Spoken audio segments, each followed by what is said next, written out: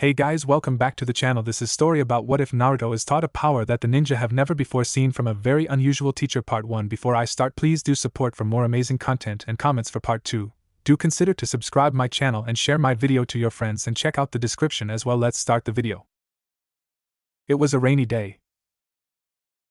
Uzumaki Naruto, age 6, generally didn't like rainy days.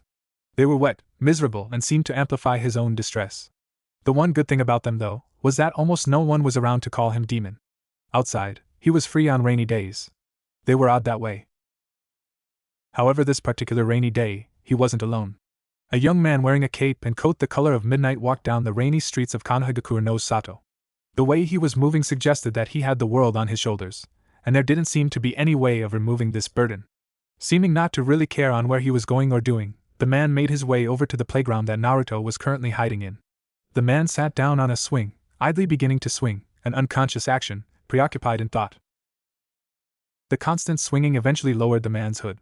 He was a fairly young man, with hair close cropped and the color of freshly fallen snow. His face, however, had lines weathered into it, as if he was much older than he appeared. He possessed eyes the color of gold, at a height of 6 feet even.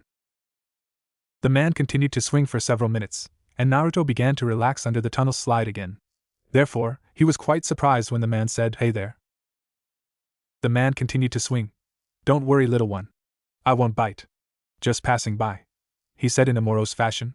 "Where are your parents? They're probably worried about you." Surprised that this man didn't send a harsh glare or word his way, Naruto looked amazed, then somewhat sad. "I don't have any Anai-san. No one wants me. Everyone in this village thinks I shouldn't live and call me demon." The man's expression didn't change. "That's rather odd. I've fought dozens of demons in my time. You don't feel like one at all." These words, while almost inconsequential to the man, had a powerful effect on young Naruto. His eyes began to water, and he began crying, so happy that someone acknowledged him for the first time. Still crying, he ran into and tackled the man out of his swing. The man lay dumbfounded, with the still crying boy clutched onto him. Hey, don't cry, little one. You'll get me wet," the man stated awkwardly. Sniffing, Naruto smiled. "Gomen ni Nisan. I'm just happy, that's all." He let go of the traveler. "Thanks for making me feel better." And Naruto's smile, a true smile, could have warmed even the coldest of hearts.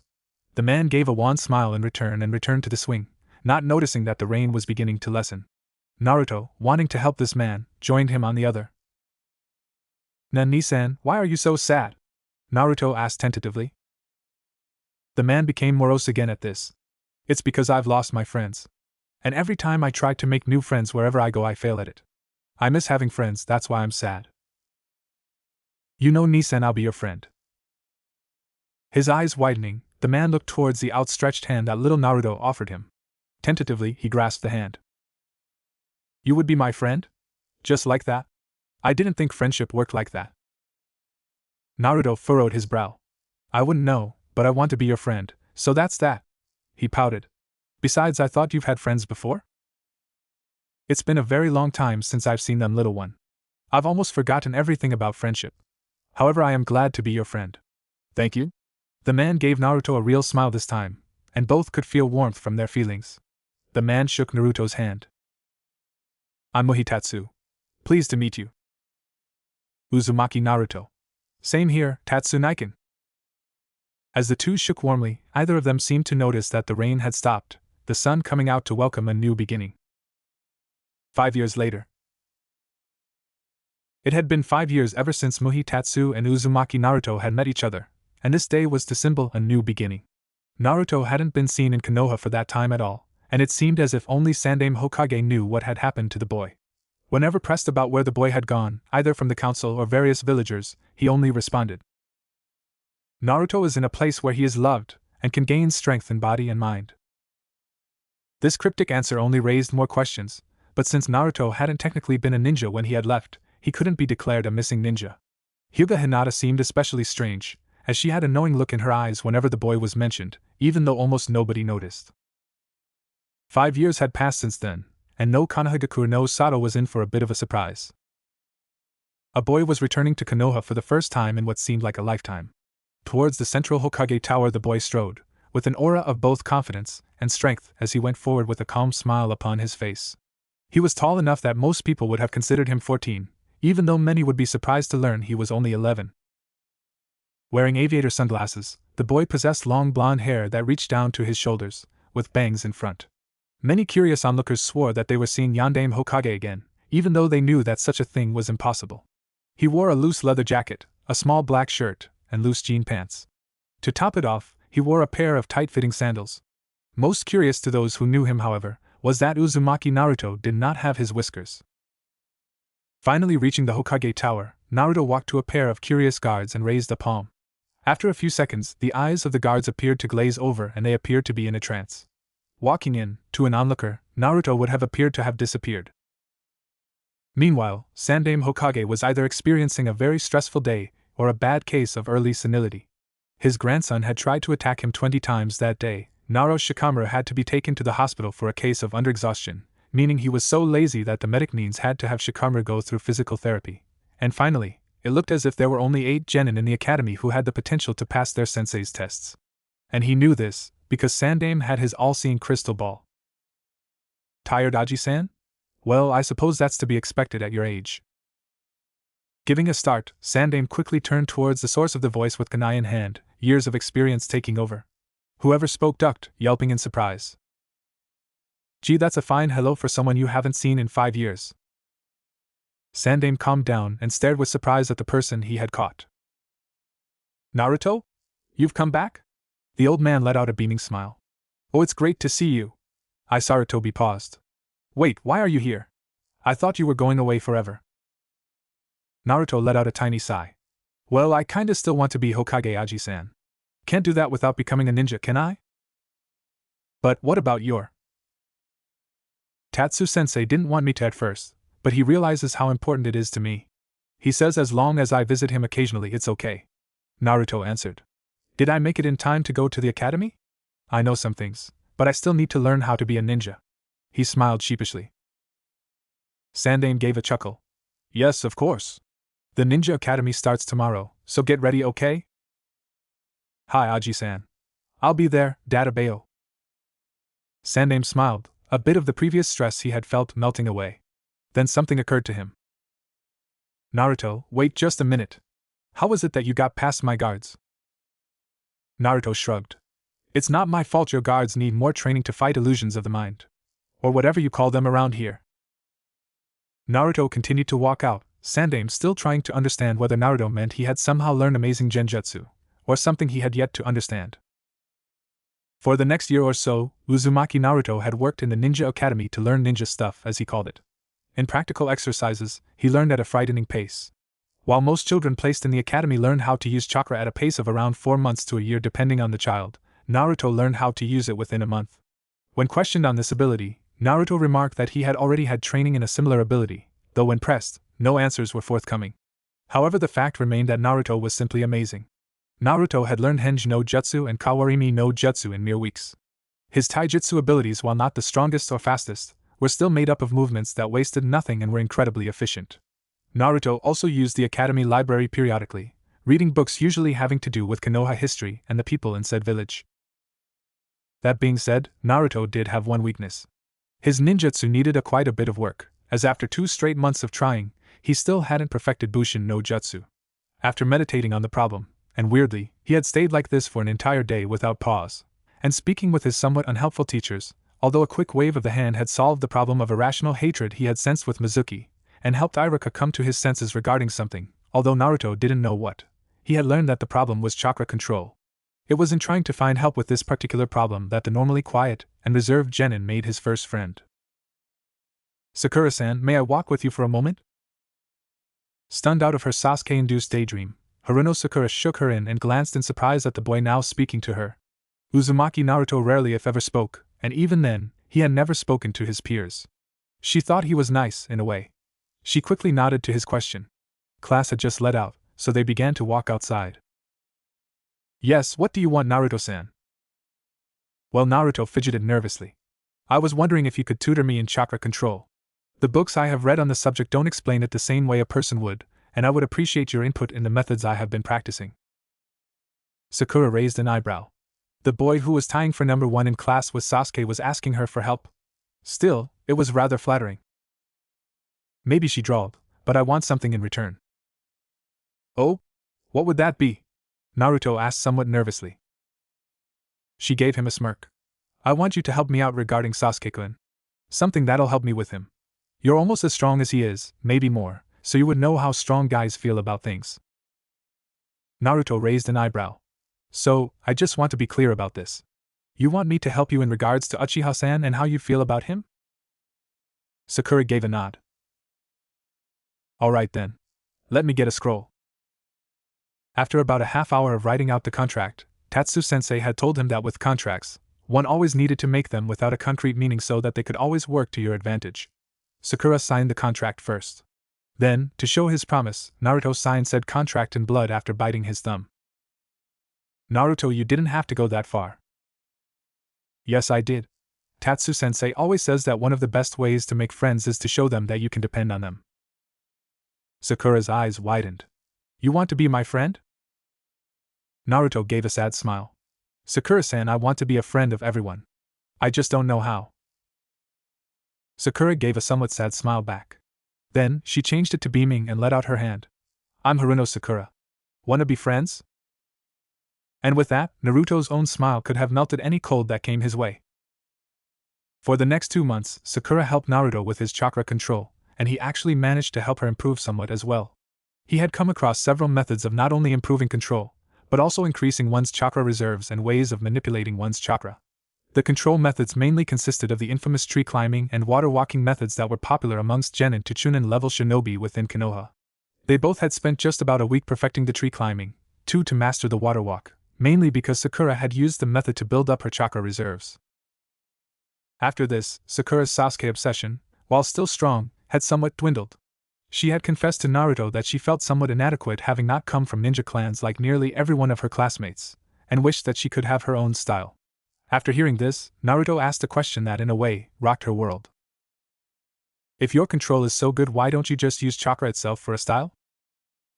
After hearing this, Sakura spent a sleepless night thinking of what Naruto had meant. While taking a bath in the Furoba, Sakura began to notice how the water shaped and reshaped itself constantly, rearranging itself into different sizes and lengths. It was then that she felt a sharp jolt of surprise, an epiphany finally coming to her. Running out to one of the many spare training areas, Haruno Sakura, the ever-studious and smart kunoichi, had skipped a day of class. She had become so excited. After a few hours, one could see her begin to concentrate, and chakra began to slowly extend out of her palm. Eyes closed, she formed the chakra into a long, slim, pointed shape. She then drew back her hand and with a yell, thrust the chakra into a nearby log. A loud whump sounded, and the chakra dispelled. A drop of sweat came down from Sakura's forehead, and she glanced at the log. A small but long hole extended all the way through the hard log. Sakura gave a loud squeal of pleasure. Yada! Chakra spear, success!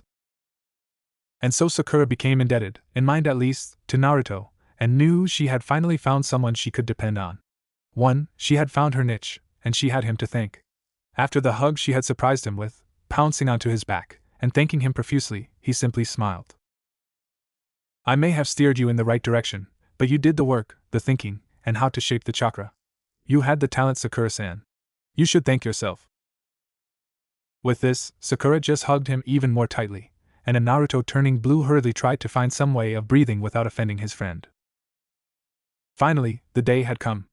After 2 months of training and aiding the other, Naruto and Sakura had become firm friends. However, Sakura still was crushing on Sasuke, thinking that it might be even easier to gain his love due to her increased ability. She had begun working on variants of the chakra weapons technique, and was feeling more confident in her abilities. As she became more and more amazed at what she was beginning to accomplish, she explained her surprise to her friend. Naruto had just smiled. It's no surprise to me that you've come into your own, Sakura-san. Your name has always implied that you would blossom into a beautiful flower.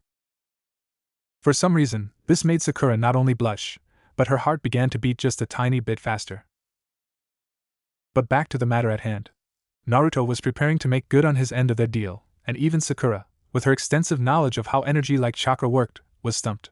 Naruto was in a classic meditation position, sitting with his legs crossed and his hands on his knees with his eyes closed.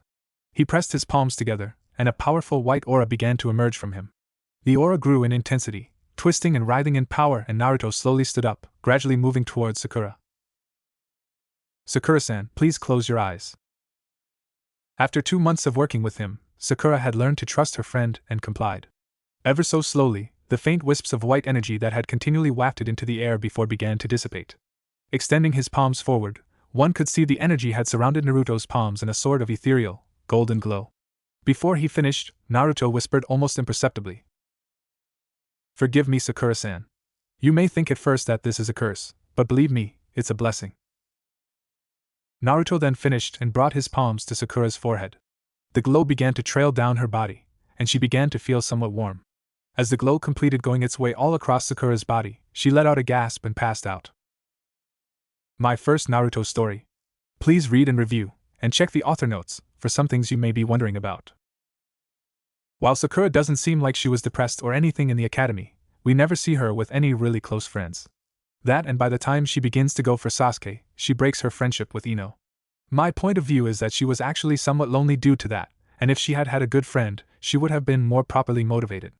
And no, I don't think her rivalry with Ino regarding Sasuke counted, because either of them focused on being stronger, just on shallow things really. I know she's kind of OOC, but Naruto is too.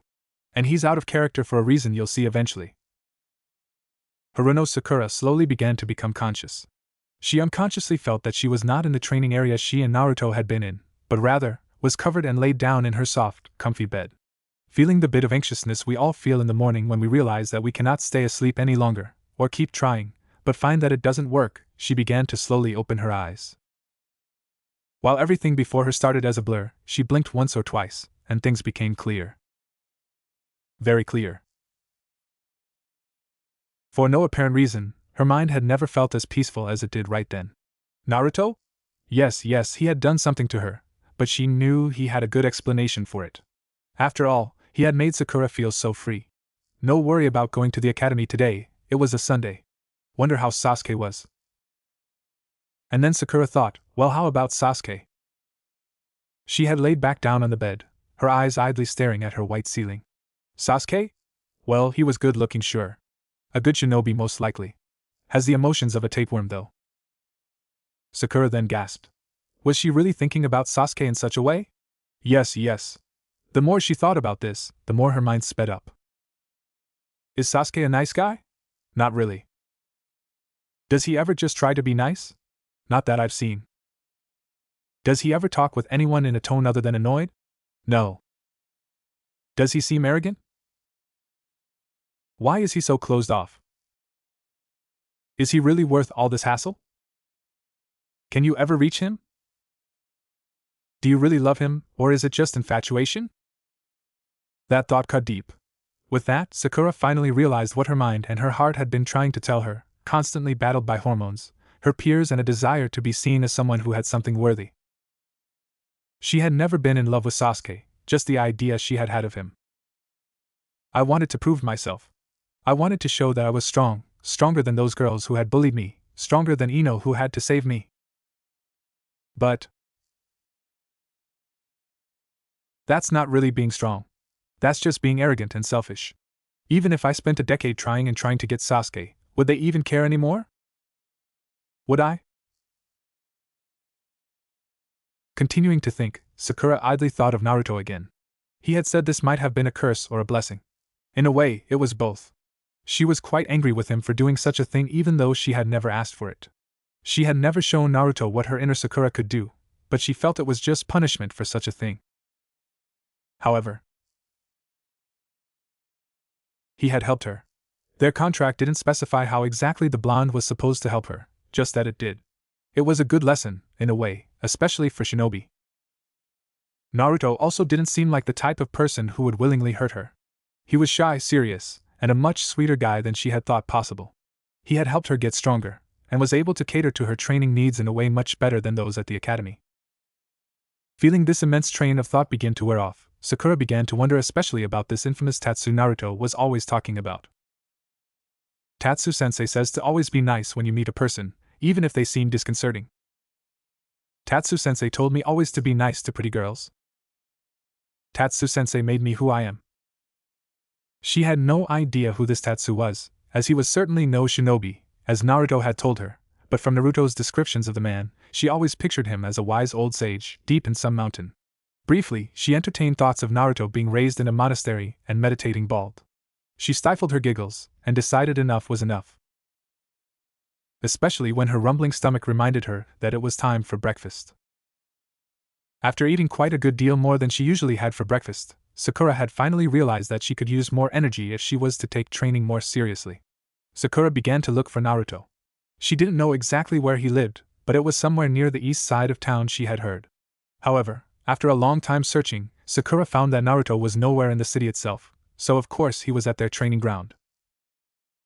Indeed, Naruto stood leaning against a wooden pole. Rather than his normally calm smile, however, he looked rather forlorn and sad. Sakura came forward, confused. Naruto, hi. Sakura-san, I'm sorry. Naruto let out tearfully. Eyes widening in surprise, Sakura gaped while Naruto went on. I had no right to tamper with your mind, even if it was to help. You're my first and best friend. He continued to rant and rave until finally, Sakura lost her temper and let out a little bit of inner Sakura. Get a hold of yourself. Shinaro. This punch apparently was enough to get Naruto out of his self-pity, and he became even more surprised when Sakura gave him a tight hug. Next time you want to help with something, just ask me, okay? I'm sure. Feeling quite liberated, both at realizing that she had become stronger, and that her friend was feeling better, Sakura was hit with determination. Naruto-kun, can you think of anything else to help us become stronger? She asked. Naruto smiled. As a matter of fact. Although Naruto and Sakura had by this point already surpassed the requirements to become genin, they continued to train diligently. Naruto's chakra control improved a great deal, although he still wasn't able to perform a proper Bushin no Jutsu, as the ability required such little chakra that he would need a level of control even better than that of a medic nin to do so. Because he would most likely not be able to learn said technique in time for the exams, Naruto instead was able to create illusions of himself similar to the technique. However, the difference was that only someone looking at Naruto himself would think so. When Sakura had asked him how he had learned such a skill, he only remarked that again, Tatsu had taught him. In the meantime, Naruto continued to work on all of his abilities. Sakura herself was becoming no slouch either. Taking the chakra spear concept further, she developed a whole line of chakra weapons. Most noteworthy among these were a whip, a shield, a barrier, a sword, a bow and arrow, and last but certainly not least, a gigantic mallet. These were limited to physical damage, but were still incredibly effective. However, this was not the only usage she had gotten out of her chakra ryu. Sakura had also figured out how to extend chakra strings. Using said strings, she would stick into internal organs and would often use the strings to bind, incapacitate, or trip her foes. Continuing to build her chakra reserves, Sakura also trained often with Naruto in taijutsu, mainly in physical exercises to help build up stamina. They would constantly spar together, and even though they both worked hard, Sakura could tell that Naruto was holding back in their matches. Especially seeing as how Naruto could for some reason, nearly always predict her movements. Still, she was very satisfied with her progress. After another month or so of training, Sakura decided to cross the Rubicon, and surprised even Naruto by publicly challenging Ino to an exhibition match. No stakes, no prize, just a fight to see who was better. Word soon spread, and Iruka-sensei decided to make it a special event at the academy for parents to watch. However, it wasn't only their parents who had come. For some reason, several jounin, a couple of chunin, a few A and BU members, and even the Hokage himself had come. As was the custom for a shinobi duel, both girls needed a second. Ino had asked Sasuke, of course, and also of course, he had turned her down. So instead, Shikamaru was dragged to the fight after having been hurt due to pillow taking. Sakura surprised many of her classmates, and even the Hokage, by having Muhi Naruto as her second. They had discussed it before, and Naruto was adamant that Konoha should just forget the demon brat ever existed. The fight was about to begin, and both girls stepped onto the field. Ino grinned in a cocky fashion. I'm surprised you even challenged me, big forehead girl. I hope you're prepared to lose. Sakura, her normally long hair tied into a long braid, just stood calmly. Ino, I shall prove to you that I have become stronger than you can imagine. Ino's eyes widened at this confident, unflappable Sakura. Where was the crybaby who needed her help against bullies? Where was the girl who would constantly compete with her in the littlest of contests? In vain, Ino tried once again to shake Sakura emotionally. After this fight, I'll be the one to get Sasuke-kun's love. Sakura just shrugged, and let a bit of her inner Sakura come forth. As far as I'm concerned, you can have him. He's never going to let me in, so what's the point? He's an Avenger, sure. Well, Sasuke can shove it if he can't realize that he's not the only one who's had a hard life. Openly gaping now, Ino wondered if the Sakura in front of her was using Henge no Jutsu. Their referee, Iruka-sensei, was wondering the same thing, but couldn't detect any traces of chakra usage. Shikamaru, Chuji, Kiba and even Shino all looked at her with surprise, then began to chuckle, respect earned from them. Naruto just smiled, proud of his student and friend. Tapping her foot impatiently, Sakura asked, Iruka-sensei, are you ready yet? Seeming to have come out of a daze, Iruka shook his head and regained his composure. Clearing his throat, he explained the rules. This will be a single-round exhibition match between Haruno Sakura and Yamanaka Ino. Any tools, taijutsu, ninjutsu and genjutsu are allowed. Killing is forbidden, and victory is gained when an opponent is either made unconscious, unable to battle, or gives up. There is no time limit. Are both fighters ready? Still seeing Sakura's unnerving calm, Ino nodded anyway. Sakura nodded in turn. Very well then. Hajime. Backing away from each other, the two girls started off. Sakura began by throwing her limited number of shuriken and kunai, not aiming them for Ino, but rather for the trees, stumps and ground around the surrounding area. Confused, Ino was distracted for a second, but then began to quickly form seals. Sakura finished off her weapons throwing, and as Ino began the last seal, she leaped using a chakra-enhanced jump. Ino stopped and threw 3 kunai in her path. Sakura quickly formed a seal, and the 3 kunai were embedded into a log. Kawarimi? Ino barely registered the sound of footsteps before she heard a shout. Blunted spear tackle. Quickly, Ino registered an immense sensation of pain around the middle of her body, vaguely seeing in her disoriented state that Sakura had what appeared to be a battering ram made of chakra around her arm, and said ram had knocked her for a loop. Painfully landing on her front, Ino began to use her hands in hopes of getting up. On her hands and knees, Ino vaguely noticed a trickle of blood come down her mouth and slowly began to get up. Sakura was nowhere to found, and thankful for the reprieve, she used Bushin no Jutsu in an effort to distract Sakura and gain time to rest. However, after about 5 minutes, Sakura leapt out of a tree, and her aura flared. To her horror, Ino noticed that around Sakura were 6 chakra strings, all attached to the weapons she had thrown earlier. However, what truly alarmed Ino was that said strings went through 6 of her body's vital points, connected to the shuriken on the other side. Meaning that if Sakura pulled out the shuriken and kunai she had used, there was a good chance that she could die. Ino, I do not wish to hurt you. Please give up. Sighing, and realizing that Sakura looked barely winded, Ino raised her hand. I, Yamanaka Ino, give up. Sighing in relief, Iruka-sensei gave a proud smile. Winner, Haruno Sakura. The crowd, who had looked in astonishment for almost the entire fight, cheered loudly, clapping at the success of the incredible, and yet almost unheard of, female ninja Haruno Sakura. Remembering certain pearls of wisdom Naruto had shared from his ever-so-mysterious sensei, Sakura walked forward and helped Ino to her feet. Then she extended a hand. Good match, Ino-chan. Gaping again, but giving a small smile, Ino shook her hand. Sakura-chan. How did you get so strong? She asked. Smiling wanly, Sakura replied. Everyone has the potential to be strong, Ino. I just had someone point me the way, and it helped more than I could have imagined. Who pointed the way? Ino asked in surprise. Sakura just pointed to a beaming Naruto in the crowd. Muhi Naruto? The silent guy? Yes. You might want to talk with him sometime. He has things to say you might be interested in listening to. Sakura ended the conversation. While this was going on, the crowd commented. Sakura suddenly seems a lot prettier than before. Wonder how she got so strong? Kiba remarked, grinning. Yeah. I thought Ino would have beaten her for sure, hushed Shikamaru. Chuji said through a mouthful of his favorite black kettle chips. Sai women are troublesome, but I guess Sakura is a little less troublesome now. The planning behind that trap was good. Guess who said that? Yes. Her coordination impressed me. Shino surprised nearly everyone by saying more than 3 words. And Muhi Uzumaki Naruto just smiled proudly. In the meantime, for Jounin were fighting amongst them with Sandaime listening in with an amused smirk.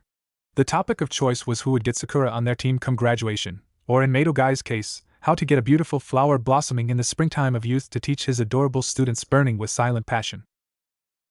She could aid my ever-youthful student Tenten in controlling chakra strings to control her weapons more easily.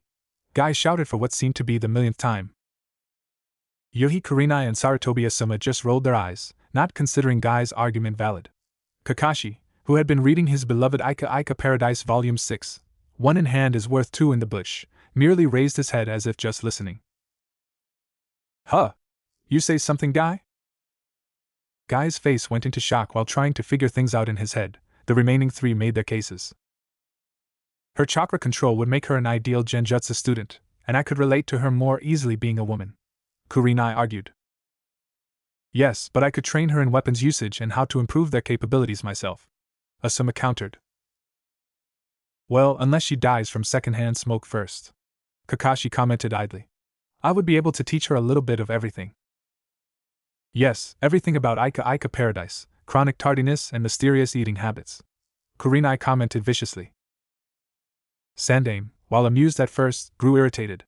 Enough of this. You are aware that I end up making the final team selections, are you not? I will make sure that Haruno Sakura ends up on a balanced team, like standards mandate. Is that clear? Ashamed, the Jounin muttered, Hi Hokage-sama. Having made her way over to Naruto, Sakura surprised him by quickly glomping him and giving him a tight hug. Thank you, Naruto, for helping me feel strong. Is there anything I can do in return for you? She asked. Naruto, feeling very proud and happy after having had steered one person in the right direction, and having it pay off tremendously, only said one thing. Could you help me make more friends like you? Although she had thought the request strange at first, Sakura realized that Naruto was severely lacking social skills and didn't understand exactly how to make friends. Their friendship had come somewhat as an accident, but it had worked well. Seeing as how Naruto's method of pointing people in the right direction and working with her to help had borne them friendship, Sakura decided to use this method for other people as well. A good majority of the academy students were not strong, talented, or useful in almost any way. While it could be argued that they needed said help more than others, Sakura could see that a good majority of them had enrolled into the academy for the wrong reasons. Nearly all of the kunoichi enrolled had, like herself, trained only in an effort to see or try to win Uchiha Sasuke. It was rather sad, really. The only standout other than Ino and herself had been Hyuga Hinata. Her shyness probably would make her a good friend to Naruto, she mused. The shinobi were in some ways worse. Many of the males enrolled were in the academy to get girls kick ass or in several alarming cases, had odd fetishes or loves of violence. The only ones that seemed at least somewhat dedicated were the ones from various Konoha clans. Shikamaru, Chuji, Shino, and Kiba were the only ones she could see Naruto getting along with. So, she had all of them meet with Naruto and herself, for coaching, at various times, seeing as how they were quite interested in the boy who had gotten Haruno Sakura from merely average to low chunin/high genin level in such a short time. While nearly all of them were interested in getting better at least somewhat, Shikamaru was merely curious. Initially when he had met Kiba, the brash and loud boy had been doubtful that Naruto could teach him anything new or powerful. After consenting to let him use Akamaru in a spar with him, Naruto had proved to Kiba that while his teamwork was to be admired, his individual skills still needed more variety if he wanted to make sure that his partner could be kept safe. This was proven when Naruto displayed an insane amount of speed, easily dodging a Getsuga the two had thrown at him, and taking Akamaru out quickly with a devastating heel drop. Naruto then proceeded to take Kiba himself out using an uppercut on the quickly speeding Kiba head-on, finishing with a brutal roundhouse kick to the face. Humbled, Kiba decided that asking for help wouldn't kill him, especially when Naruto, almost eternally silent, asked but one question. Akamaru is your friend Kiba. Don't you want to make sure he's protected? The next day, Kiba did in fact ask Naruto if he had any advice. The boy just smiled again, and gave Kiba a scroll with his name on it. Enclosed was a list of suggestions that Kiba could tell much thought was put into. Some of these included: Tip 1. The cornerstone of a shinobi is stealth, and that one surprise strike. I don't know much about improving stealth, but see if someone can help you with it. Tip 4. If the Inuzuka clan can use chakra to enhance their sense of smell, why not use it to enhance other senses as well? Hearing, touch, and even taste have their uses. I wouldn't suggest eyesight though, as the Hyuga clan might get pissed. And try doing the exercises blindfolded for extra effect. Tip 6. Your speed seems to be quite an asset. Try to increase your speed by wearing weights. You can get some fairly easily at weapon shops. Tip 9. Experience always makes a shinobi better than just training. See if you can find sparring partners. Yes, partners plural. More variety will make you a better shinobi. Tip 12. Your Tsuga move seems to indicate that you have knowledge with rotations. Try experimenting more with this. I might suggest spinning while standing, similar to a tornado. This may be able to deflect projectiles and other things. Just don't call the move Kaiten, whatever you do. A week later, Kiba came in wearing weights, looking fairly beat up, but happy. Following him was the equally beaten-up form of Haruno Sakura and the statuesque Muhi Naruto. As he took his seat, he began to put on a blindfold. For the last 3 months before the academy graduation exam, Muhi Naruto had become quite popular. The infamous student-teacher impressed not only his classmates, but Irika-sensei, Sandaime, and quite a few jounin as well. While one might have thought that Irika would have been jealous, he simply didn't have the time to focus on individuals that Naruto did. Naruto didn't teach just anyone, and he even once told Irika he was quite impressed that he hadn't burst a blood vessel before. Irika still remembered that day, as it was the one he realized that while Naruto was constantly silent, he was their number one most surprising ninja. Naruto helped a fair number of people, and through sparring, exchanging tips, and, at Sakura's suggestion, going out to eat a fair number of times, he began to make good friends. Most of the students were only interested in him because he was popular, and usually he had only given them basic training scrolls with no personalized instruction. After spending time around his peers, Naruto slowly began to grasp how social concepts worked, and realized that he didn't need everyone to like him, just the people who he liked. Suitably impressed with how Naruto had aided Sakura and gotten Kiba to concentrate a little more, Yamanaka Ino had taken Naruto out to lunch, Shikamaru and Chuji tagging along. After Ino had described her particular fighting style and abilities, Naruto had asked the two boys the same thing. Surprised that he would take any interest at all, Chuji slowly, but gradually told him. Shikamaru sighed, saying it was too troublesome. Then Naruto asked if he liked to play shogi. Needless to say, the almost unflappable Shikamaru was nonplussed, but after several moments of awkward silence he responded in the affirmative. The next day, Naruto had given Ino and Chuji personalized scrolls and began a, somewhat, rivalry with Shikamaru. Idly, the dear Razor wondered why he had said something so troublesome.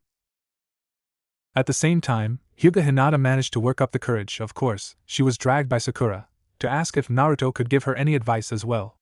After spending a sparring session with Hinata, he determined that her main problem was confidence. Simply put, Hinata thought too much during combat, and seeing as how her thoughts constantly strayed to how weak she was considered, Naruto decided on a different way of teaching for her. These sessions mainly focused on teaching Hinata meditation and methods of focus, as he had no idea how to improve on her confidence. After many of these lessons, Hinata began to spar with her classmates, and after many near wins, and several wins, her confidence began to slowly and gradually improve. After a smiling Hinata had told this to Naruto and thanked him for doing so, he could only look nonplussed and dumbly agree. Naruto did enjoy the occasional game of shogi, but his other habits were somewhat strange for those who didn't know him very well. Whenever he wasn't studying, training or sleeping, he nearly always read manga. On a survival exercise they had undergone, he had once packed his entire backpack full of manga, as he was getting interested in 5 different stories. He enjoyed movies and liked good food.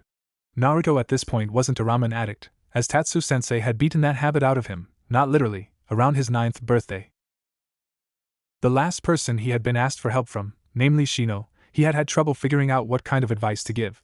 After a long sparring session, the two had gone off for several days. When they came back, they had seen Shino give the boy a bow on his hands and knees, with Naruto looking embarrassed. As for Uchiha Sasuke, well, if he had ever asked, Naruto might have considered giving some help. He hadn't though, and Naruto's friends were surprised that when they had asked him about it, it was the first time they had actively seen any kind of dislike on the student-teacher's face. Naruto himself continued to work on everything he knew, and also started to learn sealing, now that his chakra control was better. It started when he asked Irika-sensei for a book on making exploding tags, and interested in the subject, he continued from there. Finally, the day came. The academy exams were to be taken that morning. However, the Jounin sensei who were to pick students from the graduates had become perplexed after realizing that said students were no longer the people the Jounin sensei had assumed. So, at Sandaime's request, and because of the success of Sakura's match months ago, something special was to happen after the exams had finished. The graduates were to have an exhibition tournament. The prize? An extremely rare, Raiten Jutsu, and rumors abounded of a personal lesson with Hokage-sama himself. The day of the exhibition match had finally come. As expected, none of Naruto's friends had any trouble passing the Genin exam itself. Thanks to Naruto's tips on chakra, control, the 3 jutsu specialties, and shinobi fundamentals, his friends had actually found the basic Bushin no Jutsu to be much easier than they had expected. As for Naruto himself, his ability to implant false illusions into the minds of others had worked like a charm. Iruka had thought it was odd that he felt a small tingle in the back of his brain, but proudly awarded his fellow teacher a hitaya. Naruto had felt it odd that nearly everyone in the class had passed, and was surprised at the ease of the test. While resting in a playground to prepare for the exhibition, he began to puzzle out the answer as to why. Then Naruto remembered what he had learned about the various wars of the shinobi nations, and first-hand accounts of various battles. In most cases, the survivors were a cut above the rest and were usually described as people who could cut through swaths of ninja. He also remembered that Konoha's jounin population was quite low compared to other nations, but they tended to have more legendary ninja than others. It was with a heavy heart that Naruto realized that most genin who didn't show quite a bit of potential in Konoha became what Tatsu-sensei had called cannon fodder. They were meant to be used as foot soldiers, and also to help contribute to the ninja economy by learning alternative trades. Naruto recalled that genin skilled in chakra control, for example, used chakra in sewing. It could also be used in cooking, gardening, or blacksmithing, to name a few. Those who weren't satisfied with such a life often became apprentice samurai in hopes of becoming one of the few sworn to the daimyo of various nations. While the samurai were not quite as powerful as the ninja, they far outnumbered ninja and could use chakra to a limited extent. Although, Naruto mused, maybe such professions were needed for some people. After all, it was difficult in and of itself to survive, let alone stay sane in the dark world of the ninja. Clearing his head, Naruto realized that the competition had already started. He took a quick glance to the standings board which the academy teacher Suzume was keeping track of. Glancing quickly, Naruto noticed that all of his friends had made it to the next rounds, and Sasuke was currently set to fight. Naruto closed his eyes disinterestedly, making sure to listen for the whistle signaling the end of the match. Being an exhibition, the tournament was meant to be quick and the rules weren't much different from Sakura's match with Ino all those months ago. The only real difference was that, with the help of an earth jutsu, a ring had been put up, and if a person landed outside of the ring, they would lose. Of course, every student was participating in the matches, but Naruto knew that the first and second rounds would be a joke. His friends wouldn't fight each other until the third round, and he knew that most of them could take out the other genin with little effort. Naturally, Naruto had confidence in himself, but he was more worried about his friends than about himself. Naruto heard the whistle that signaled the end of the match about 20 seconds later, and slowly began to walk up. He glanced at Suzume, and the teacher gave him a wan smile. The academy sensei had been pleased with his efforts to help students, as even in the worst students there was slight improvement in at least one area. Smiling back, Naruto stepped into the ring with one of the few students who hadn't ever spoken to him, a girl whom he recalled Ino telling him had bullied Sakura and others. Ami something. Iruka, who was acting as the referee, lowered his raised hand. Hajime. Neither of the two students did anything for a few seconds. Ami grinned confidently, waiting for Naruto to make the first move. Heh. This guy fancies himself a teacher, does he? Probably a geek. Should be easy. Rather than moving, Naruto spoke. I hear from Ino-san that you are a bully, Ami-san. Well, let me tell you. And slight aura of power was released from the boy and Ami felt herself beginning to feel fear, gradually feeling more fear as he went on. I dislike bullies. The instant Naruto finished speaking he exploded into action. In fact, he moved so quickly Iruka could barely see what had happened next. Naruto leapt like a torpedo and buried his fist into Ami's stomach. The power and the thrust launched her forward and Ami flew backward into a tree with such force that an Ami-shaped hole appeared in the next few seconds. The crowd looked at Naruto with wide eyes and jaws on the floor. Regaining his composure after a few seconds, Iruka made the proclamation. Winner Muhi Naruto. Watching on the other side, Uchiha Sasuke's eyes widened, and he smiled in a sort of lustful excitement. If I can beat Naruto, I'm one step closer to him. The next round happened just as Naruto had predicted. He and his friends had no trouble dispatching the other students they were facing, even if Shikamaru had spent most of his fight sleeping in a nearby tree. The audience got a good laugh out of that, especially when the shadow user had asked morning already? In the third round, however, things became interesting. It started with a fight much like the first and second rounds, a nameless academy student being taken out easily by Shino and his bugs. It was the fights that ensued that were interesting. In the second fight, Kiba and Shikamaru had faced off. Kiba had begun to prepare himself, but before he could do anything, Shikamaru gave up, saying he didn't feel like fighting. Bewildered, Iruka declared Kiba's victory and Shikamaru began to walk off. Although Kiba began to get angry, a quick glance from Naruto had calmed him as Kiba remembered Shinobi tip number 7. Always take any advantage an opponent can give you. Realizing that Shikamaru had allowed him to conserve energy for the semifinals, Kiba smiled and walked back to where the last contestants remained, and noticed out of the corner of his eye that Shikamaru was busy dodging his angry mother, who was wielding a rolling pin with murder, or chores depending on who you would ask, in her eyes. Sakura and Chuji had fought in the next round. While Chuji had made great strides in his training, it was clear that Sakura had an advantage with all of the training she had undertaken at Naruto's side. Chuji had taken the route of a wise shinobi at first, hiding in various trees and using Bushin no Jutsu in hopes of confusing Sakura and landing a crushing blow with his Baika no Jutsu, meat tank technique. While Chuji had begun to learn the partial multi-size techniques, he still had trouble with them. That being said, he did manage just once to land a gigantic-sized punch. Unfortunately, Sakura had pulled up a chakra shield at the time, and with a relentless taijutsu barrage had won the match. In the fourth match, Hinata was paired up against Ino.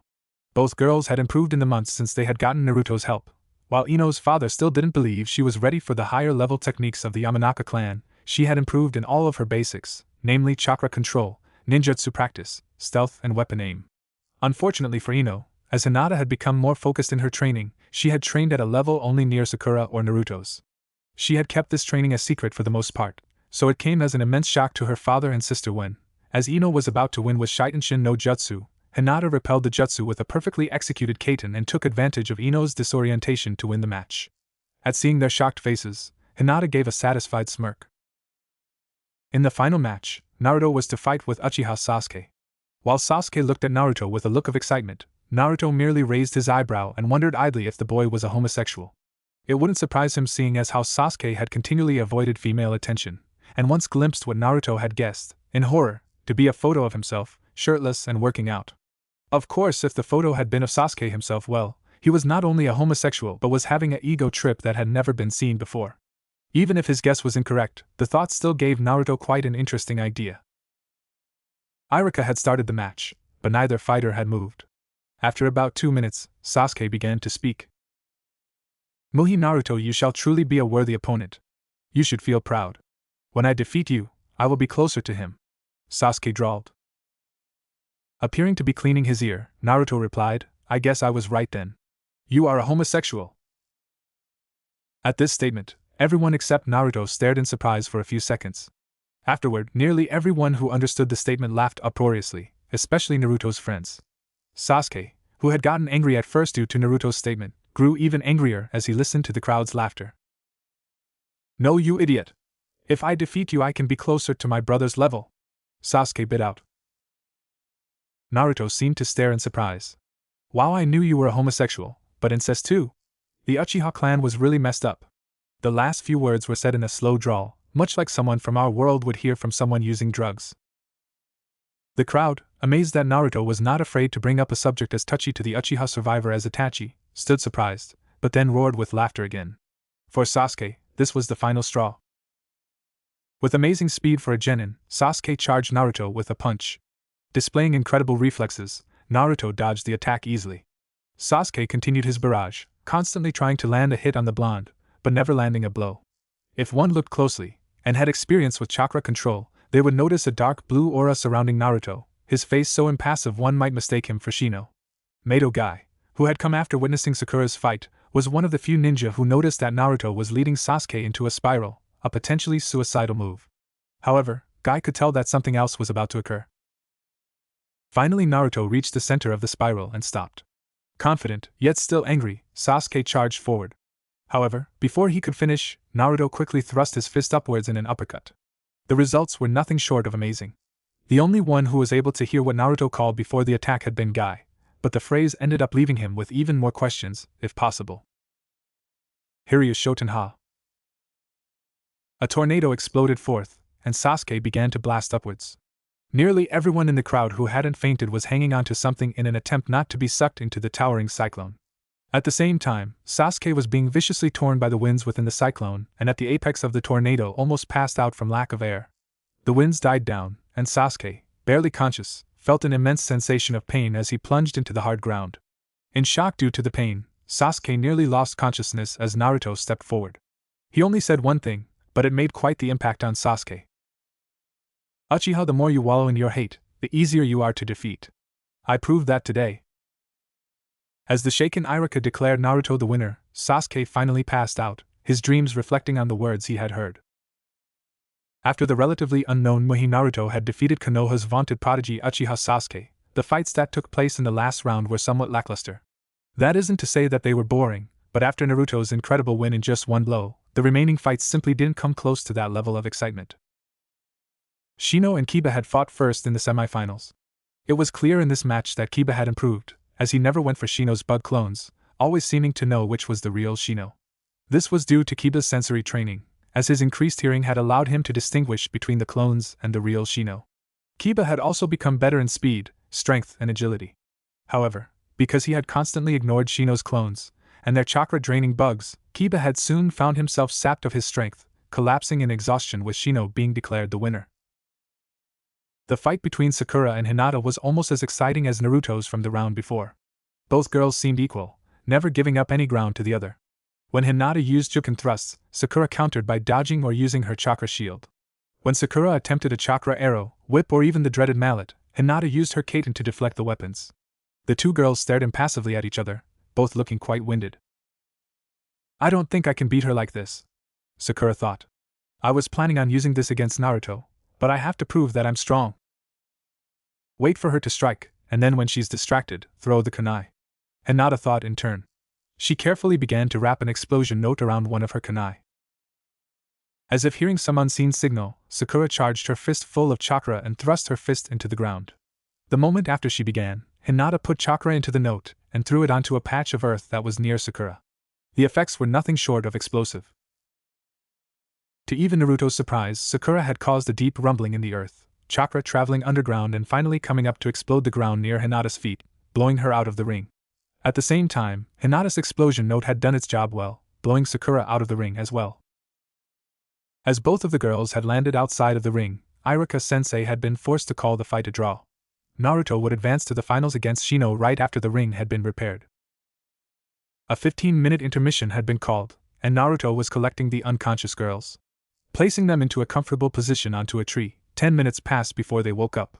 They opened their eyes hesitantly, and then widened after realizing what had happened. After seeing Naruto, they blushed, partly out of embarrassment, partly out of shame. Seeing their sadness, Naruto blinked in confusion. What's wrong, ladies? Do you not feel well? He asked. Starting, Sakura and Hinata replied almost completely in unison. Physically, yes, but I wasn't strong enough to defeat her. I wanted to test myself against you, Naruto-kun. Naruto blinked again, but then gave off a wan smile. I know you did, and I know you two are disappointed, but you know what? He said in a mischievous tone. What? The two girls replied, almost in unison again. To their shock, Naruto bent forward and kissed Sakura on the forehead and Hinata on her cheek. I couldn't be more proud of either of you. Naruto glanced toward Iruka-sensei, who was motioning him to come up. Sorry, girls. We'll have to see each other after the fights. Wish me luck. Sakura and Hinata, still with faces the color of a fire engine, could only nod dumbly in reply. Before he could rush off, a voice and a long array of blonde hair blocked his path.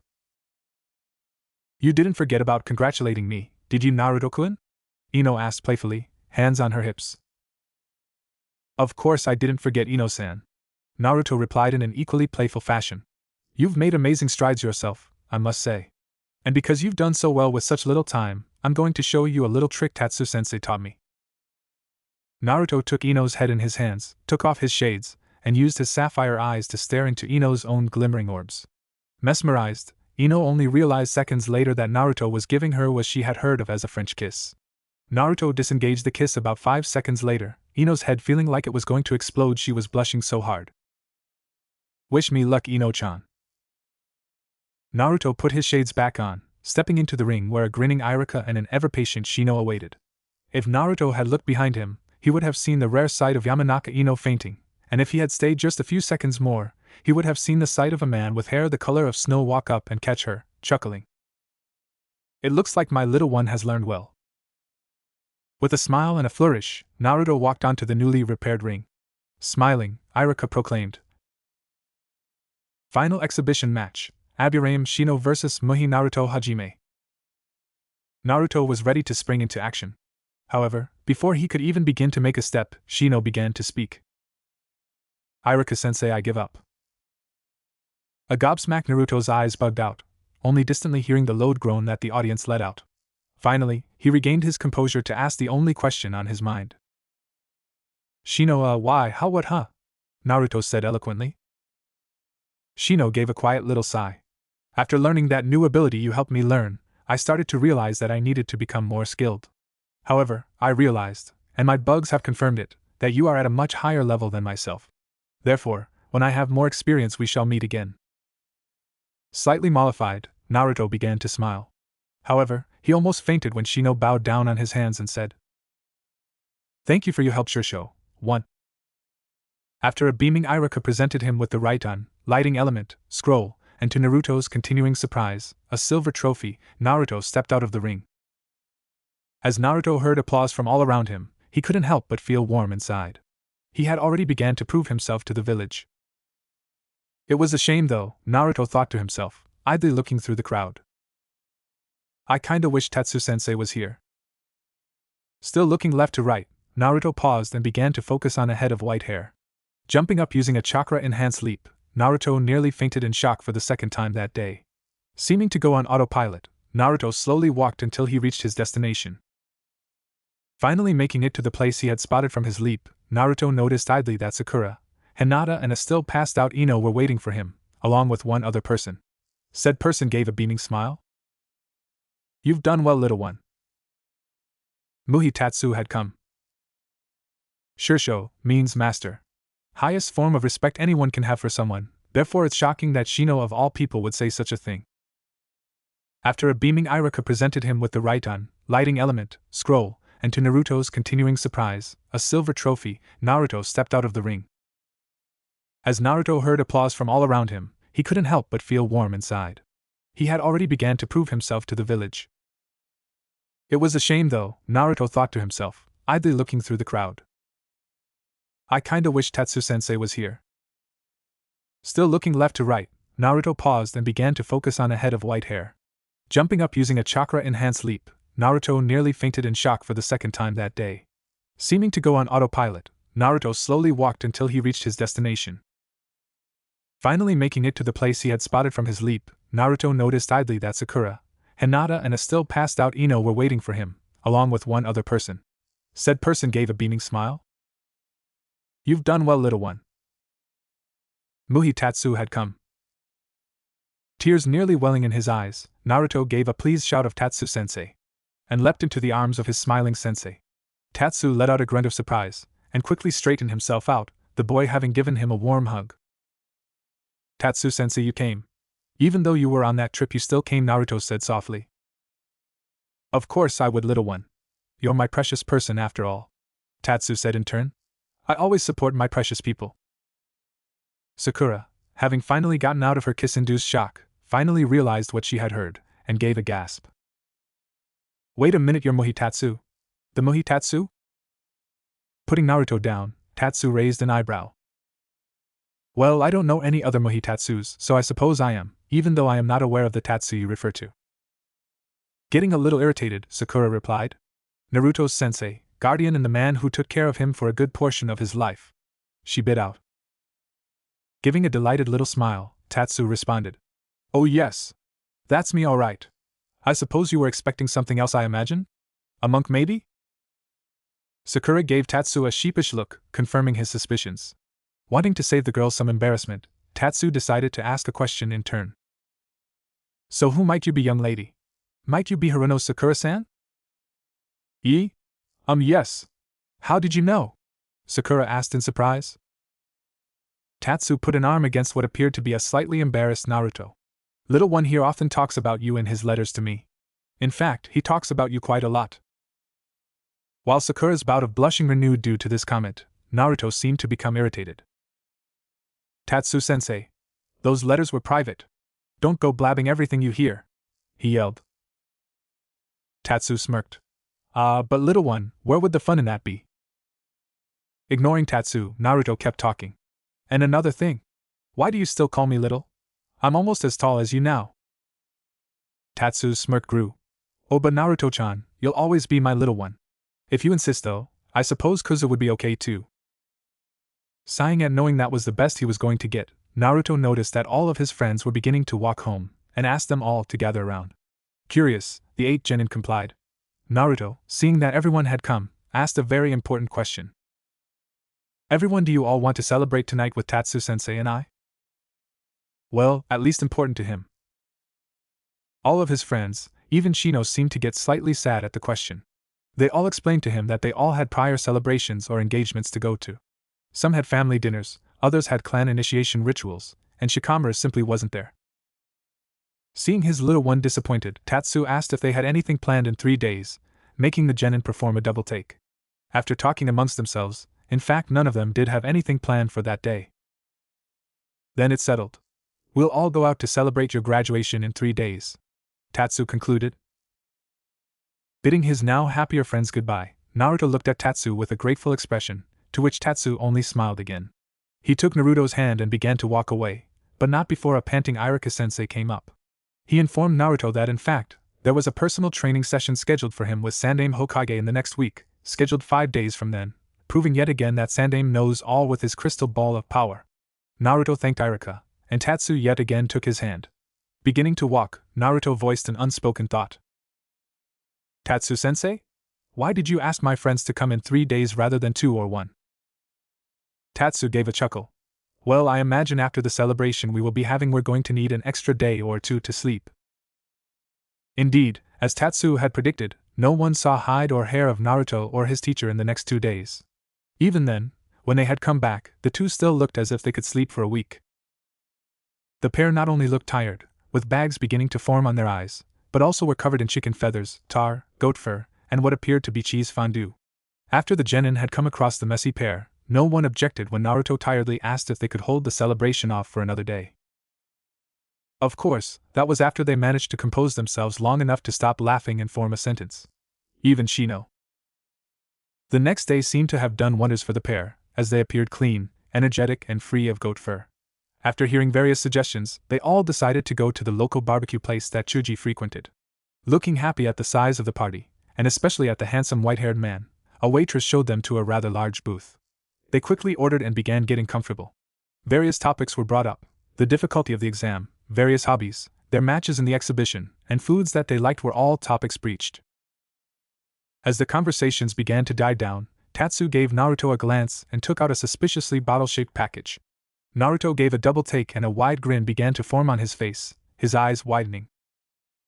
Tatsu-sensei, is that what I think it is? Naruto asked in anticipation. Tatsu merely smirked in response. Kiba began to look excited, Shino raised an eyebrow, Shikamaru muttered Mendokus, and Chuji and the Kunoichi began to protest. Tatsu-sen, I can't believe you would take out alcohol. We aren't 20 yet, even if you might be, Ino screeched. Naruto looked at Tatsu, and he did the same. Both began to chuckle and then eventually break into full-blown laughter, hooting and hollering while pounding the booth's table in amusement. Finally regaining his composure while his sensei kept laughing, Naruto rebuffed the statement. No, Ino-chan, Tatsu-sensei didn't bring alcohol. He brought something much nicer. It only looks like liquor from the outside, but it doesn't have any liquor in it. Curious, Hinata asked, so what is it, Naruto-kun? Finally regaining his composure, Tatsu began to unwrap the package. When he finished, a bottle was revealed. It wasn't liquor, nor was it a juice. The bottle was filled with a blue-colored liquid that had bubbles fizzing within. The label read Elven Fizz. Tatsu quickly asked for glasses from the waitress, and began to pour a little bit of the drink into each glass. Raising his glass, the others raised theirs in turn. Kanpai! They cheered. Each of Naruto's friends began to drink, and the reactions were amusing to say the least. While at first nothing seemed to happen, after 5 seconds began to sport looks that made them seem as if they had just come from some rather pleasurable activities. Nearly all of them had smiles forming that were not associated with normal everyday happiness, and Hinata and Ino could be seen with drool coming out of their mouths. Naruto and Tatsu, having had the drink before, were more in control but still looked happy to the point of insane. Even Shikamaru looked completely content, as if he was sleeping, not just watching his beloved clouds. And to think, that was the weak batch, Tatsu mused. After bidding his friends goodbye, but not without a promise of more Elven Fizz for later from all of them, as Tatsu was the only person who knew how to get the stuff, Naruto's life began to pick up momentum again. Because he still had a day before his lesson with Sandaime, Naruto decided to take it easy for once, simply relaxing. He spent most of the day asleep. He spent the rest of the day taking a leaf out of Shikamaru's book and watched the clouds. It was rather relaxing, he had to admit. No wonder Shikamaru was so laid back. After that particularly nice day, Naruto spent his morning anxiously awaiting his lesson. After Iruka-sensei came to escort him through, Naruto was greeted by a cheerful Sandaime, grateful for the reprieve in paperwork. Sandaime looked through his personal scroll shelf, finally taking down none other than what Naruto had read to be Konoha's scroll of forbidden jutsu. Naruto, while I am afraid that I cannot instruct you as I wish personally due to work, I can still do something for you. Inside this scroll are Konoha's most powerful and dangerous jutsu, stored by Shodaime himself. Because you have won the Academy exhibition matches, shown incredible talent, and done a splendid job in aiding your fellow students through teaching, I will allow you to copy down the first technique on this scroll. Eyes wide, Naruto gazed in wonder at the scroll. I am honored, Hokage-sama. With shaking hands, Naruto slowly but surely unraveled the scroll, making sure to stop when he saw the title of the scroll's second technique. He hastily took out a scroll and ink brush of his own, and began to copy the technique titled Kaigebushin and no Jutsu. As he began to read the description of the technique, Naruto wondered why a technique that only made Bushin solid was considered so dangerous. While it did require an amazing amount of chakra to use, if one was careful they could avoid chakra depletion. However, as he continued his copying, Naruto read the section detailing other effects of the technique. It could be used to detail any training knowledge or experience gained and give that knowledge back to the user. This could not only be useful for scouting purposes, it seemed to cut training time into such small fractions that nearly any technique could be learned instantaneously if the user had enough chakra. With that kind of training boost, no wonder it was considered so dangerous. For a village that did enough stamina training, this jutsu could make them unstoppable. Not only that, but if such an ability were to be combined with Henji no Jutsu, well, needless to say, a person who valued tactics such as Muhi Naruto began to salivate at the possibilities. Finally finishing after about 15 minutes, Naruto rose up so quickly that he almost had a head rush. Giving a bow to Sandaime, he began to leave, but Sandaime shouted for him to stop. Naruto, before you go, there's one last thing I wish to speak to you about. Nonplussed, Naruto only nodded to the Hokage. Inhaling sharply on his pipe, Sarutobi exhaled and blew a ring of smoke out before continuing. Over the past 6 months, many people including myself have noticed that you seem to be unusually intelligent and possess great cunning towards ninjutsu, and what is associated with it. Therefore, because of your achievements and your experience as a teacher, I am giving you special status as an acting chunin. This gives you several rights that normal genin do not normally have access to. Sarutobi again took a sharp inhalation from his pipe, Naruto standing as if he was about to faint. These rights mainly deal with being able to teach your fellow genin when their jounin instructors are busy with missions or other obligations, not being obligated to stay with one particular team constantly, and gaining chunin experience by leading genin teams on D-rank missions. If you prove yourself, you may even gain the privilege of leading C-rank missions before becoming a chunin. As an added benefit, you will gain chunin-level access to the shinobi library, and will be able to check out B-rank jutsu scrolls. Naruto, now looking as if he would collapse at any moment, just stood for several seconds as Sandaime gave a wan smile. Finally, Naruto got out of his shock and gave a bow, taking the Dajiza position. Hokage-sama, thank you. Thank you so much. I won't let you down. Naruto beamed triumphantly. Sandaime gave a chuckle and gave Naruto a pin made in the shape of a leaf. Pin that next to your forehead protector. Chunin and jounin are aware of its significance, so they won't protest much when you help teach or take out jutsu. And Naruto's Sarutobi trailed off. Yes? Continue to teach and train as well as you have up to this point. Skilled teachers are rare, and the better a student is taught, the less ninja die. I'm counting on you, you know. Again, Naruto bowed quickly, and with a smile, ran out of the room. While Naruto was pleased over his new arrangement as an acting chunin teacher, he didn't let it get to his head well, at least not too much. Naruto knew that the genin orientation meeting was in 3 days, and it was then that he would get his true genin test. Most people and even books didn't mention such a thing, but after consulting Tatsu-sensei and wondering why ninja were put into squads of 3, Naruto realized that they were made as such in order to make 3 people one. Because each genin was still technically in training and hadn't developed a full set of skills, strengths and weaknesses were complemented by the abilities of teammates. Therefore, they would most likely need teamwork to pass the true genin test. Naruto idly imagined that was why so many genin failed the true test. With the constant conflict that shinobi dealt with, it was hard to encourage any kind of atmosphere that was positive. While Naruto began to walk towards the academy building, he wondered what had happened to the seal trap he had set in the forest during training. Naruto had continued to research seals, believing that serious training could wait until his team was finalized. However, as he began to test trap seals, he had begun to get lost in making a rather complicated seal, and forgot that it would turn invisible after finishing. Quite worried that someone had gotten hurt, Naruto walked in worry, anxious all the way to the academy. As he neared the academy, Naruto curiously heard a few snippets of gossip. "Hey, did you hear about that Chunin teacher who tried to steal the scroll of forbidden seals?" "Yeah, I heard 5A and BU had to attack him all together. That's why he ended up so badly injured." "Really? I heard he ended up somehow in front of a stampede of bulls." "Well, I heard he ended up stupidly walking into a trap that set off an explosion, a barrage of kunai, a stink bomb, and a laxative." The gossipers all stared at the last speaker in disbelief. Naruto continued walking, a spring in his step, now relieved that he hadn't hurt anyone. At least, not anyone important. His friends greeting him as he sat down, Naruto slumped forward relaxed, knowing that no matter who he got on his team, at least one person he could get along with. He shared a glance with Iruka-sensei, Iruka's eyes widening and then smiling as he saw the leaf pin attached to Naruto's forehead protector. After 10 minutes, Iruka started to try and get the class's attention, but normal methods didn't seem to work today. Pulling out an air horn, Iruka was able to quickly gain the attention of his class and shatter a few eardrums in the process. "Alright, settle down everyone, it's now time to announce team assignments. Team 1. Iruka continued to assign teams, with students groaning, cheering or not doing anything at all sometimes. Finally, Naruto heard his name. Team 7, Muhi Naruto, Haruno Sakura. Iruka was interrupted as Sakura jumped up, pulling Naruto towards her and beginning a little jig. Naruto began to join her and everyone looked in amusement.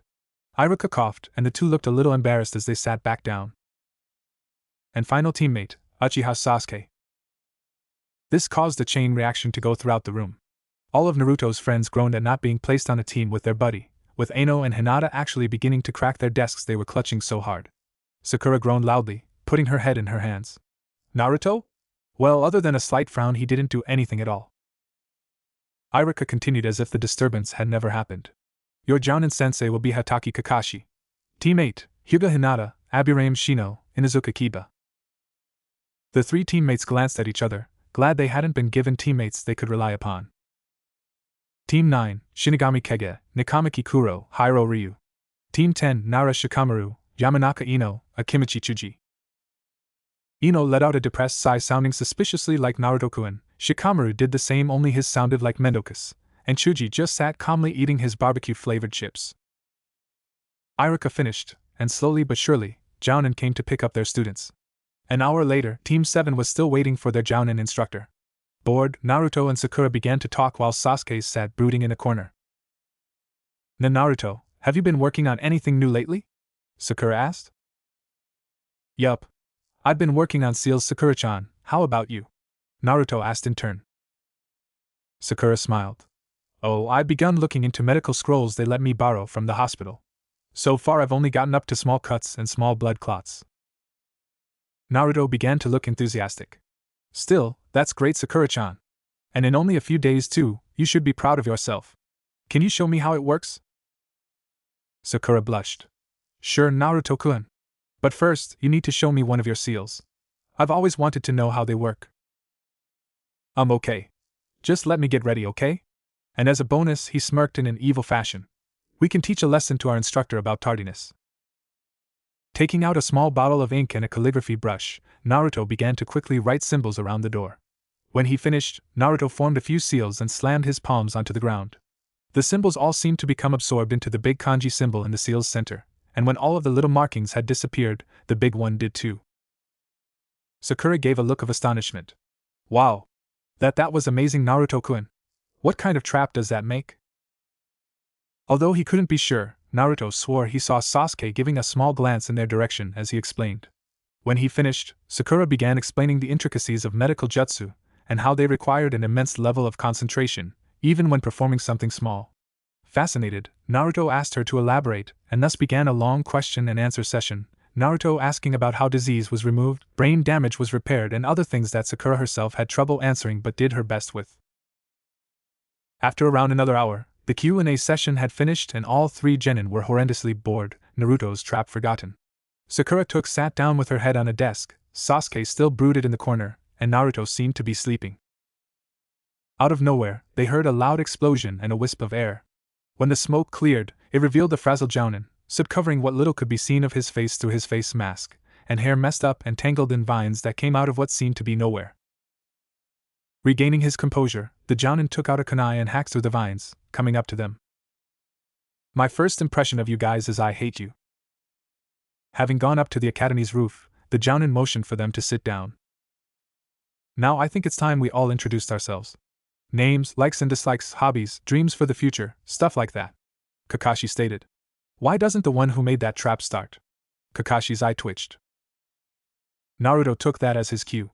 I'm Muhi Naruto.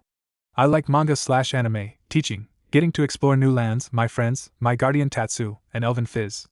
I dislike greed and selfishness if they hurt others, prejudice, and those who don't try at their own goals. Hobbies not much, other than learning seal making and watching anime. Dreams for the future to help my friends and guardian achieve their own dreams, to get married to at least one woman, and to become Hokage, the #1 ninja in the village. Rather nonplussed, Kakashi motioned to Sakura after a few moments, thinking Naruto was rather interesting. I'm Haruno Sakura. I like my friends, training with Naruto-kun and getting stronger in any way. Oh, and I don't like Elven Fizz, I love it. Sakura giggled. I dislike the same things as Naruto and also Konoha's unfair clan system. Hobbies learning medical jutsu, watching movies and swimming. My dreams for the future are like Naruto's and helping everyone I care about achieve their own dreams, to find my soul mate, and to become a kunoichi better than Tsunade-sama. I also want to help Naruto get rid of the current clan system Konoha is governed by when he becomes Hokage so we can help more first-generation ninja. Kakashi's visible eye widened, and then closed in an upside-down U shape, showing that he was pleased. Rather ambitious, but at least she'll take her duty seriously. Finally he pointed to Sasuke. Uchiha Sasuke, I don't like or dislike many things at all. I don't have any hobbies and dreams? Well, they aren't so much dreams as they are ambitions. To resurrect my clan, and Sasuke took a dramatic pause. To kill a certain man. As I thought, Itachi influenced his behavior. I can't honestly see what I saw in the psychopath. I think I may need to call the insanity ward soon. Kakashi stood up abruptly. Well, you're all fairly interesting. Meet me tomorrow at Training Ground 12 at 7 in the morning. We're going to be conducting a mission. Survival training, in fact. Sensei, didn't we have survival training in the academy already? Sakura asked. This is a little different. Oh, and you should know, this is your real genin test. There's a failure rate of 66, so come prepared. And don't eat breakfast tomorrow, you'll get so scared you will not only throw up, but wet your pants too. With that rather unsettling thought, the three made their way back home, determined even if they were somewhat intimidated. Whatever it was, Naruto knew he couldn't think he would pass the test. He would pass the test. As requested by Kakashi, all three of Team 7's genin made it to the training ground at 7 in the morning. Sasuke leaned against a tree, although one couldn't tell whether he was simply bored or trying to catch up on sleep due to his eyes being closed. Naruto had brought yet another manga, this one entitled Eye Shield 34, and was about something that neither of his teammates had ever seen before in their lives, something called Amafuto. Sakura sent periodic glances to Naruto, becoming ever more agitated as Naruto had yet to notice either of his teammates was there. After about an hour or waiting, Sakura finally grew impatient and violently snatched Naruto's 5th manga of the day out of his hands. Hey! I was right in the middle of a fight scene, Naruto protested. Naruto! Get your head out of that stupid manga for once. I'm bored and it's obvious Kakashi-sensei won't be here for a while, so let's do something together, okay? Sakura implored. Naruto raised an eyebrow. Don't you think we're a bit young for that kind of thing? A vein beginning to throb in her forehead, Sakura resisted the urge to hit her friend. That's not what I meant. I mean something to pass the time, like sparring. Smiling sheepishly, Naruto rubbed the back of his head and gave a nervous chuckle. Sorry, Sakura-chan. It's just whenever Tatsu-sensei made me wait for something, this is what I always did. I'm not really used to being with people you know, even after doing things with everyone. Mollified, Sakura gave a small smile. Yeah, I know, Naruto-kun. Just try to make more of an effort at it, will you? When you're with people, it's usually best to consider their feelings at first. Naruto gave a small blush in his smile. So, are you up for that spar? I imagine we have at least an hour or so. Naruto nodded, and they began. They began by warming up with pure taijutsu sparring, and after about a half hour or so, began to fight seriously. Knowing that Naruto had already seen her chakra strings, Sakura abstained from using them, instead trying to cover a wide attack area by using chakra arrows, spears, and what looked suspiciously like a giant tennis racket. However, even after all of this effort, Naruto still managed to block or dodge nearly every strike. Finally, Sakura had decided that she had had enough and decided to try a technique she had only thought up and never tried. She glanced at Naruto without fear, determined to somehow get an attack on him. Looking down, she cupped her hands together and began to gather chakra. After about 4 seconds, a blue glow surrounded Sakura's palms, and with a thrust forward, a small ball of chakra rocketed forward towards a surprised-looking Naruto. The chakra ball went into Naruto's torso and his face contorted in pain, only to have a now-winded Sakura look in astonishment as he puffed away into smoke. Bushin with Kawarimi? If it was Bushin though, it would have gone straight through. Wait, this isn't the time to be thinking. As if in sync with her thoughts, Sakura was attacked from behind, barely managing to turn completely in order to intercept a pouncing Naruto. Tackling her, the two quickly became a tangled mass of limbs, with Naruto finally ending up pinning her to the ground. The two were very close, faces inches apart from each other. Sakura had a heavy blush on her face, while Naruto breathed heavily while giving a mischievous look. Never turn your back on your opponent, Sakura-chan, he drawled. He leaned in as if to kiss her. Am I interrupting something? Shocked, the two sprang apart quickly, as Kakashi glanced at them over the top of a little orange book. At the same time, Sasuke gave a look to Sakura that seemed to have a bit of grudging respect to it. Both Naruto and Sakura gave an annoyed look at their tardy sensei, both for various reasons, some of which they weren't entirely sure about at the moment. Kakashi coughed in order to try and defuse the situation. He temporarily pocketed the book he was reading and took out 2 little bells. All 3 genin now looked confused. Alright, this is your test. I shall set a timer to stop at noon, and whoever gets these bells passes the test and gets lunch. The one who doesn't get a bell will be tied to the stump, and will be sent back to the academy. All 3 genin began to look alarmed, even though Sasuke hid it somewhat. Kakashi pulled out an alarm clock and pushed a button. In order to pass successfully, you must come at me with the intent to kill. Now, begin. All 3 genin quickly leapt off into the trees, concealed. Kakashi vaguely glanced around, and waited for one of them to crack. Finally, after about 5 minutes, Naruto leapt out of the trees and took a stance. Kakashi-sensei, I am aware that this test has an underlying meaning. However, I must test your skills for myself in order to create a plan to get those bells. Tatsu-sensei doesn't approve of some of my methods, but he doesn't try to stop me. Naruto babbled nonsensically as he lifted a leg up, making sure not to take his eyes off the jounin. Lifting a pant leg up, he exposed a pair of ankle bracers, pressed a button on them and released them both. Weights? But they don't seem to weigh that much, Kakashi thought idly. After Naruto had finished, Kakashi brought out his beloved orange book. Huh! Wait, Kakashi-sensei, which manga is that? Naruto asked excitedly. Raising an eyebrow, Kakashi answered. It's called Ika Ika Paradise, and I'm afraid you can't read it until you're 18. Sorry. Looking confused for a minute, Naruto then pieced it together. Oh. That's a hentai manga, isn't it? Tatsu-sensei loves those things. Wait, what am I doing? Regaining his composure, Naruto settled into a loose stance. After about 2 seconds, he flew at Kakashi with incredible speed. The jounin could barely keep up with the boy's taijutsu, making Kakashi wonder idly if Guy had taken on another student. Test 1 Taijutsu. Naruto let out between blows. The boy was beginning to tire, yet Kakashi looked at least somewhat tired. You pass. Naruto panted. Naruto began to retreat, the eyes of his teammates on him. A guy this quiet was this strong? I have to figure out where he gets his power and get some for myself. I knew Naruto was holding back in our spars. I have to keep working at my taijutsu. Kakashi grew confused. Wait, aren't you going to test me on ninjutsu and genjutsu?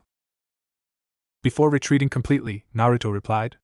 I don't have much in the way of ninjutsu yet, and my genjutsu ability would be cheating in this test. Raising an eyebrow at the cockiness of his young student, Kakashi prepared to go after him when a barrage of shuriken came forth.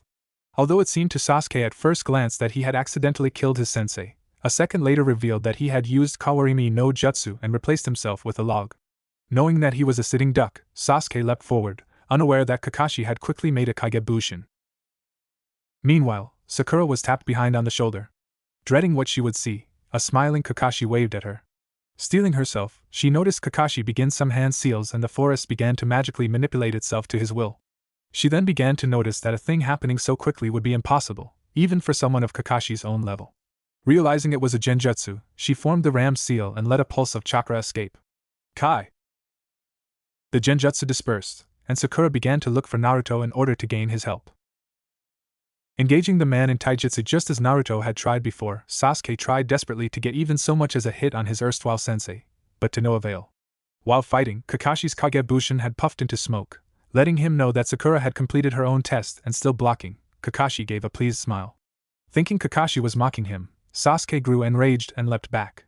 Forming seals, Sasuke ended with the tiger seal and inhaled sharply. Katon, Gokyaku no Jutsu. Sasuke let out a giant ball of fire, and as Kakashi prepared to dodge he looked in a tiny amount of surprise. A genin shouldn't have that much chakra. Who is this guy? After a few seconds, the smoke and ash of his jutsu finally began to disperse. Unfortunately for Sasuke, he noticed that it was not Kakashi that had been burned, but a mere log. Doton Shinju Zanshu no Jutsu.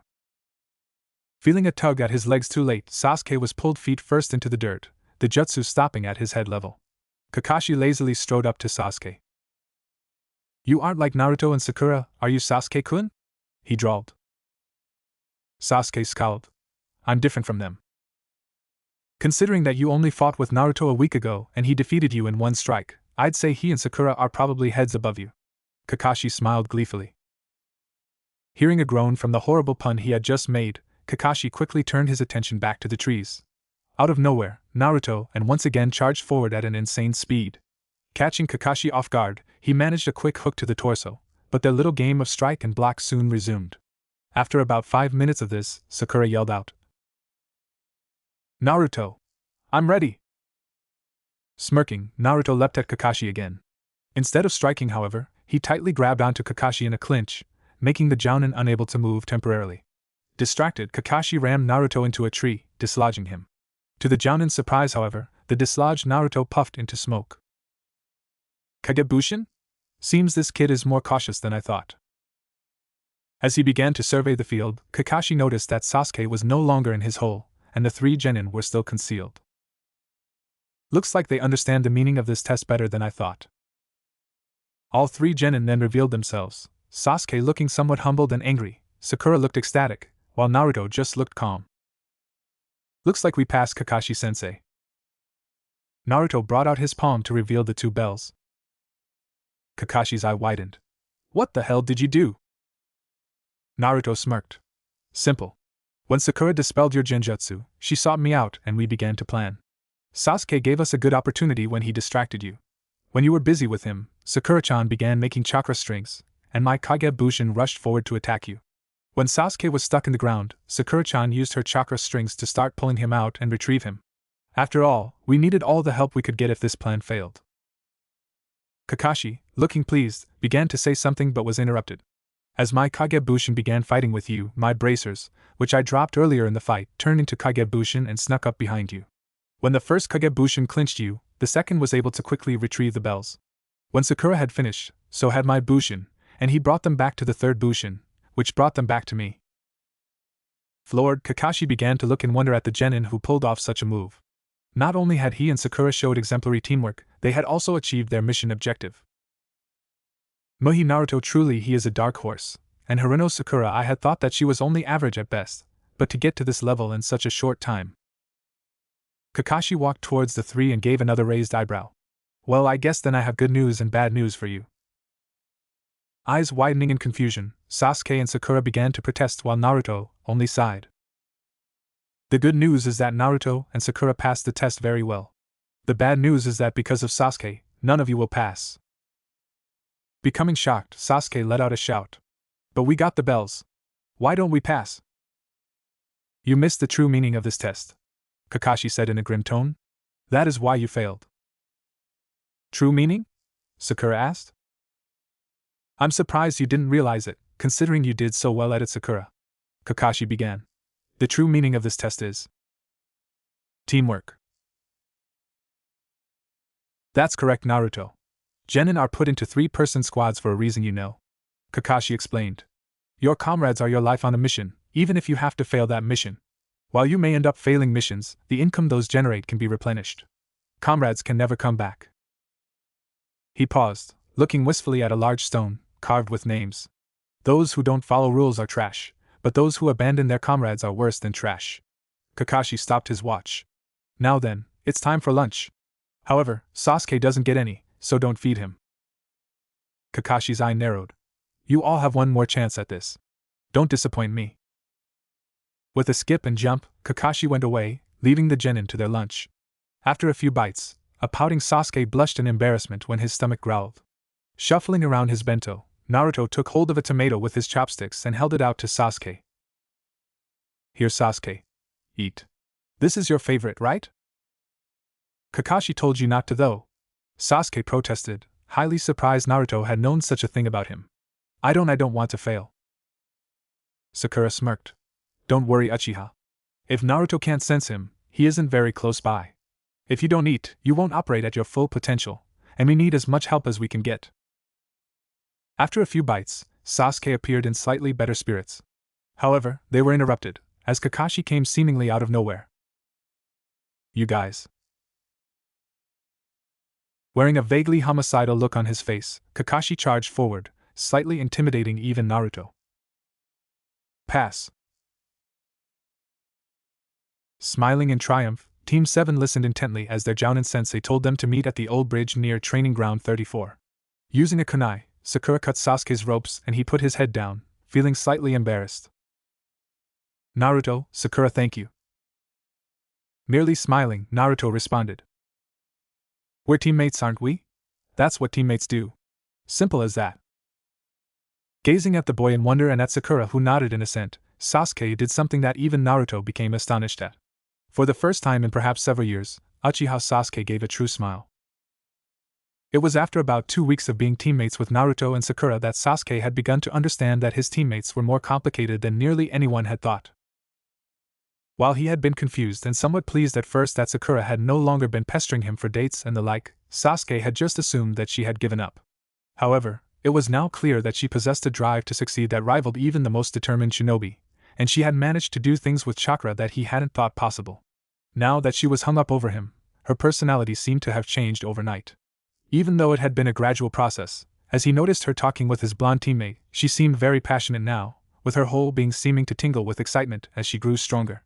She was very friendly as well, although often when she talked to Sasuke it seemed to be a forced friendliness, which for some reason he felt vaguely disappointed by. Of course, Sakura had a temper that rivaled no other. The 5th time Kakashi had been late seemed to be particularly bad, as in the middle of his lame excuse, she ended up punching him in the most sensitive part of a male's anatomy.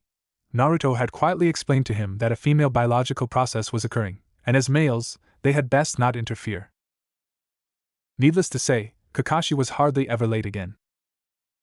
Naruto was a different story, and it was very difficult to give him a defined personality. While much of the time Naruto was very quiet, at other times he would become even more passionate than Sakura.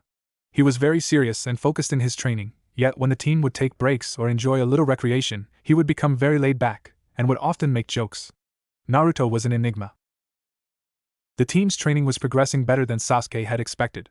While Kakashi often had them practice teamwork through various exercises and D-ranked missions, he hardly ever gave them jutsu training or even training advice. Though it had been somewhat frustrating at first, Naruto had ended up as an unexpected savior for their training needs. After about 3 days, the whole team had been dissatisfied with the missions received. Not only had the missions not paid well individually, they also cut into training time. Seeing this as a problem, Naruto had spent 2 days experimenting on a new way to do D-rank missions, and had come up with a way to combine missions and training in a way no one had thought of before. For certain missions, Naruto had assigned training exercises that went with them. Potato digging, for example, had been combined with teaching the Jutsu Shinju Zanshu no Jutsu. With the Earth Jutsu's ability to dig tunnels from underground, the genin had not only been able to dig up the potatoes much more quickly, they had also gotten a good amount of practice at using the jutsu. For dog walking, the person would walk alongside a riverbank while walking on water, increasing chakra control. Cat finding was turned into a game where the one who found said cat first was said to have the best tracking skills, and got to be taught a jutsu in reward. For house painting, Naruto would use Kagebushin, Sakura would control paintbrushes using chakra strings, and Sasuke would cling to the house's side and practice his chakra control. More and more of these exercises were employed, and slowly but surely, both teamwork and basics continued to improve for Team 7. In fact, the rate at which they completed missions became so quick that Naruto was given the opportunity to lead a few of these missions himself. Although Kakashi had explained the situation to Sasuke and Sakura, Sasuke was at least a little resentful. Nonetheless, Naruto managed missions well, and clients occasionally would give positive comments about his leadership. Within about 3 weeks, Team 7 had already completed 40 D-rank missions. That isn't to say that they didn't spend time on individual training. Sasuke was quickly taught chakra control by his peers, and within 5 days had completed the tree climbing exercise. During missions he would occasionally practice water walking, and managed to master the exercise in 4 days. Almost at once he could feel the difference when he practiced fire jutsu and chakra manipulation. When he had finished, Naruto requested a certain something from Kakashi. Team 7 had finished their warm-ups, and Kakashi was soon to arrive if Naruto's internal clock was any indication. Yo, Minasan. There he was all right. Kakashi jumped off the arch of a gate, and began walking towards them. Sasuke and Sakura noticed curiously that he was holding several small strips of paper. Okay everyone. Naruto has requested a little something of me, and today I shall carry it out. While normally I wouldn't do this sort of thing, it seems as if your basics are up to par. Also he gave a smile, seen by the way his eyes looked. Naruto's gained quite a few brownie points, so he's allowed to request something every once in a while. All 3 genin grew irritated at Kakashi's mocking tone. Just get on with it, sensei. Naruto bit out. Okay Naruto, since you're so spirited today, you can explain our little exercise. Naruto sighed. He grabbed the paper out of Kakashi's hand and adopted his student-teacher pose. Sasuke, Sakura, today you shall learn your elemental affinity. Confused, Naruto's teammates motioned for him to go on. Nearly every ninja has an affinity to a certain element of ninjutsu. There are 5 elements of ninjutsu: earth, wind, fire, water, and lighting. You may come across a user of the metal element. However, Naruto motioned as if to push his sunglasses up, but stopped. As the last of the metal users was seen in the time of Shodame Hokage, it's very unlikely you'll ever run into one. Naruto coughed, then continued. Anyway, usually a ninja's elemental affinity has to do with which country they are from. For example, the water country's mist ninja usually use water, wind country's sand ninja usually have the affinity of wind, and Konoha ninja usually end up using fire elements. Sakura raised her hand as if in class. I know Naruto-sensei, is that always true or are there exceptions? And shinobi can still use all types of ninjutsu, can't they? Naruto saw her smirking and rolled his eyes. 2 good questions, Sakura-san. To the first, yes, there are many exceptions. The country similarities are merely generalizations, and yes, shinobi have the potential to use every element. However, elements in ninja does not have an affinity to will not be as powerful, nor will they be as easy to learn or perform. That being said, there is a way to easily discover a ninja's elemental affinity, or affinities. Getting his teammates confused once again, Naruto held out the papers. Both of you take at least 3 of these. I'll do the same. After you have gotten your papers, gently channel chakra into them. Let me demonstrate. After Sasuke and Sakura had both gotten paper strips, Naruto held out a strip. His teammates could see he was channeling chakra into the strip. After about 2 seconds, they could see it split evenly in half. The paper has split in half, as you can see. That means that one of my affinities is wind.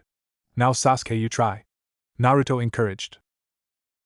Sasuke repeated the process, and for some reason the paper seemed in conflict with the chakra for a second. However, right afterwards, the paper burst into flame. I suppose that means my elemental affinity is fire, Sasuke mused. Naruto's brow furrowed. Wait a minute, if I remember correctly, Sasuke, do the same thing with your other hand. I want to see something.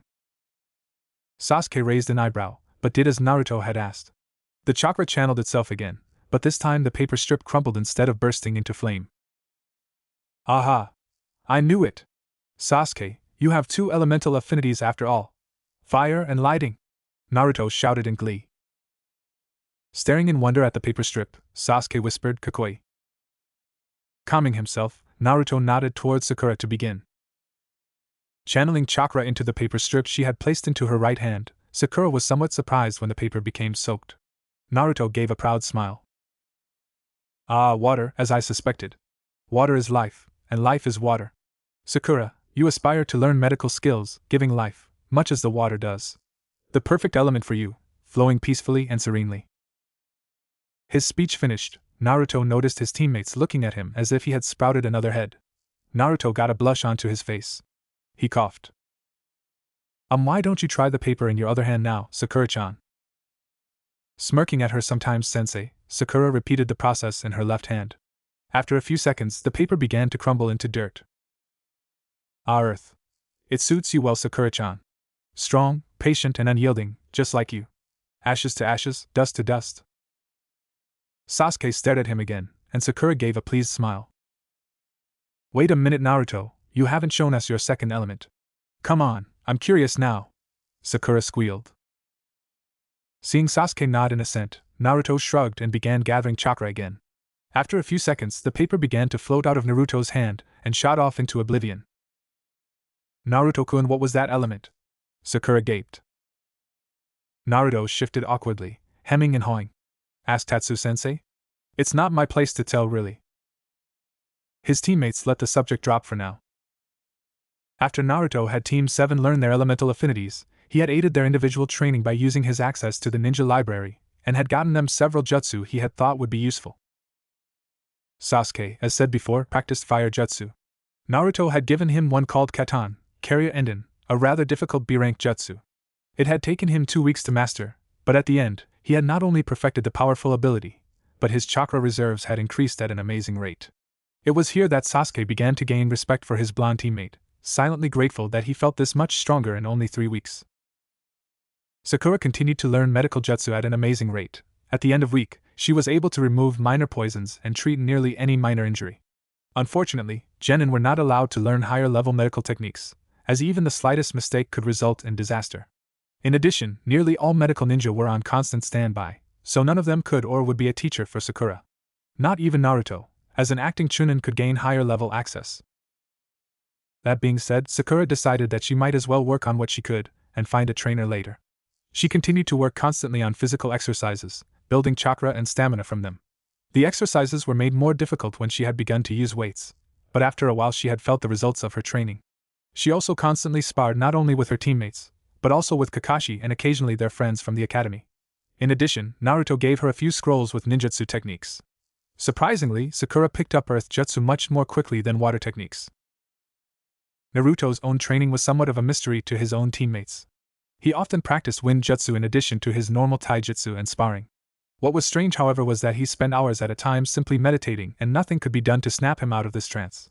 Even stranger was that he seemed at least a little stronger every time he finished. Even though they still met with their friends from the academy, Naruto rarely asked them how their own training was going, confident that they would ask for advice if they needed it. However, Hinata confessed that she had missed their sparring and Naruto's teaching from their academy days, and the rest of them had agreed. Surprised, Naruto agreed to host a consultation session for all of them once a week, and do something together afterwards. Swimming, gardening, and bugging Naruto about Tatsu were just some of the extracurricular activities considered. After a few weeks of this, though, even the ever-patient Naruto had gotten irritated with D-rank missions. The day after he came to this conclusion, Team 7 entered Mission Central, intent on getting something more productive. Ah, Team 7. It looks as if there are no more D-rank missions today, Sarutobi said, looking through his clipboard. Naruto, unofficial team leader, glanced at his teammates. They gave a nod in response, and he stepped forward.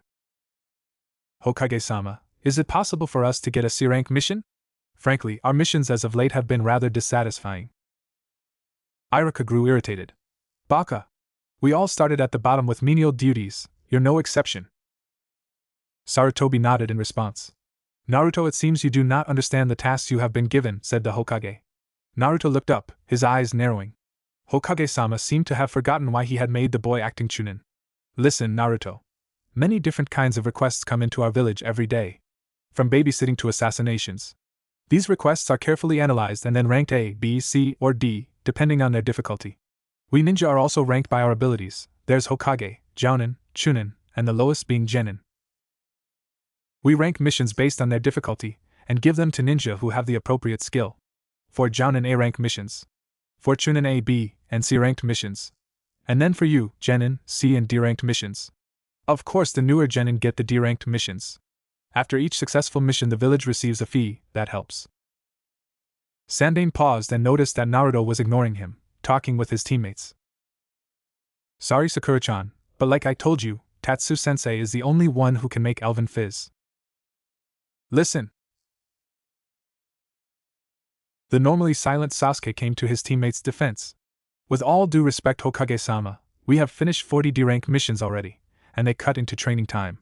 If we want to be ready for the Chunin exams, it would be a good idea to have field experience. Sarutobi raised a brow, both at the boy's knowledge and somewhat irritated by his belief that his team had already been nominated for the vaunted exams. Kakashi, do you think your students are ready for such a thing yet? He asked. Kakashi gave a sigh of exasperation. Don't go dragging me into this. Seeing that Kakashi was reluctant, Sakura began to hiss in his ear angrily. If one were to concentrate, they could vaguely hear something about chakra-enhanced punch, pain, and less than a Catholic. Kakashi paled in response, and gave a slow nod. Their teamwork is impressive, Hokage-sama, but a little more training wouldn't hurt. Since these kids seem so sure of themselves, why don't we have student-teacher Naruto select the kind of mission? Irika's face gained a surprised look, and began looking through the records, startled at the mission total he had heard. In the meantime, Sandaime gave a patronizing grin to the blonde boy. If Naruto was irritated, he didn't show it. I would suggest a border patrol, Hokage-sama. We would not only have a chance to work on stamina, stealth, and endurance, but leadership skills would most likely increase. Impressed by the boy's forethought, Sandaime began looking through his clipboard again. Well, it seems as if the next border patrol was scheduled for Mitarashi Enko, but I'm sure she'd prefer an A or B ranked mission. All right then, border patrol it is. You'll be going north, near Waterfall Country, almost up to the border of Rice Country. You shall be there for a month, so make sure to pack accordingly. You will all meet tomorrow in front of the main entrance at 0800 hours. You are all dismissed. Team 7 gave a cheer as their Jounin-sensei gave a sigh. When he heard Sakura say 0800? I guess that means we'll be leaving at 1100. Knowing Kakashi-sensei, he began to gain a twitch in his eye. Kakashi dismissed them, and they all headed home to begin packing. Little did these genin know that this border patrol wouldn't be as boring as they thought. For the most part, Team 7's travel to the border between Fire and Rice countries was uneventful. Almost more uneventful was the border patrol itself. Border patrol mostly consisted of 2 members of Team 7 patrolling one area, Kakashi or Naruto patrolling another, and one of them staying behind to guard camp. This time was often spent training, as Kakashi had told them that successful completion of this mission would qualify them for the Chunin exams. However, because they were genin, Kakashi would give the 3 2 hours in the day for training and meals, as requested by Naruto and Sakura. Not much time was spent eating. The first of these hours was usually used to train leadership and miscellaneous things such as stamina and endurance. These exercises mainly consisted of the 3 of them teaming up against Kakashi using teamwork and whatever they had at their disposal. This was made especially challenging due to the fact that Kakashi never fell for the same tactic twice and plans had to constantly be adapted. While Naruto did show talent in this area, and Sasuke a little less so, Sakura surprisingly grew immensely in these exercises and showed leadership talent. The second hour of each day, or usually the end of the patrols for that day, was spent on individual training. Or at least it was meant to be. Instead, the 3 genin were apparently working on some secret ability that they kept secret from their erstwhile sensei, and were nearing completion of the ability. Finally, it was about 4 days before the end of their border patrol in which someone would come to retrieve them. Kakashi had seen with satisfaction that all 3 were ready for the Chunin exams.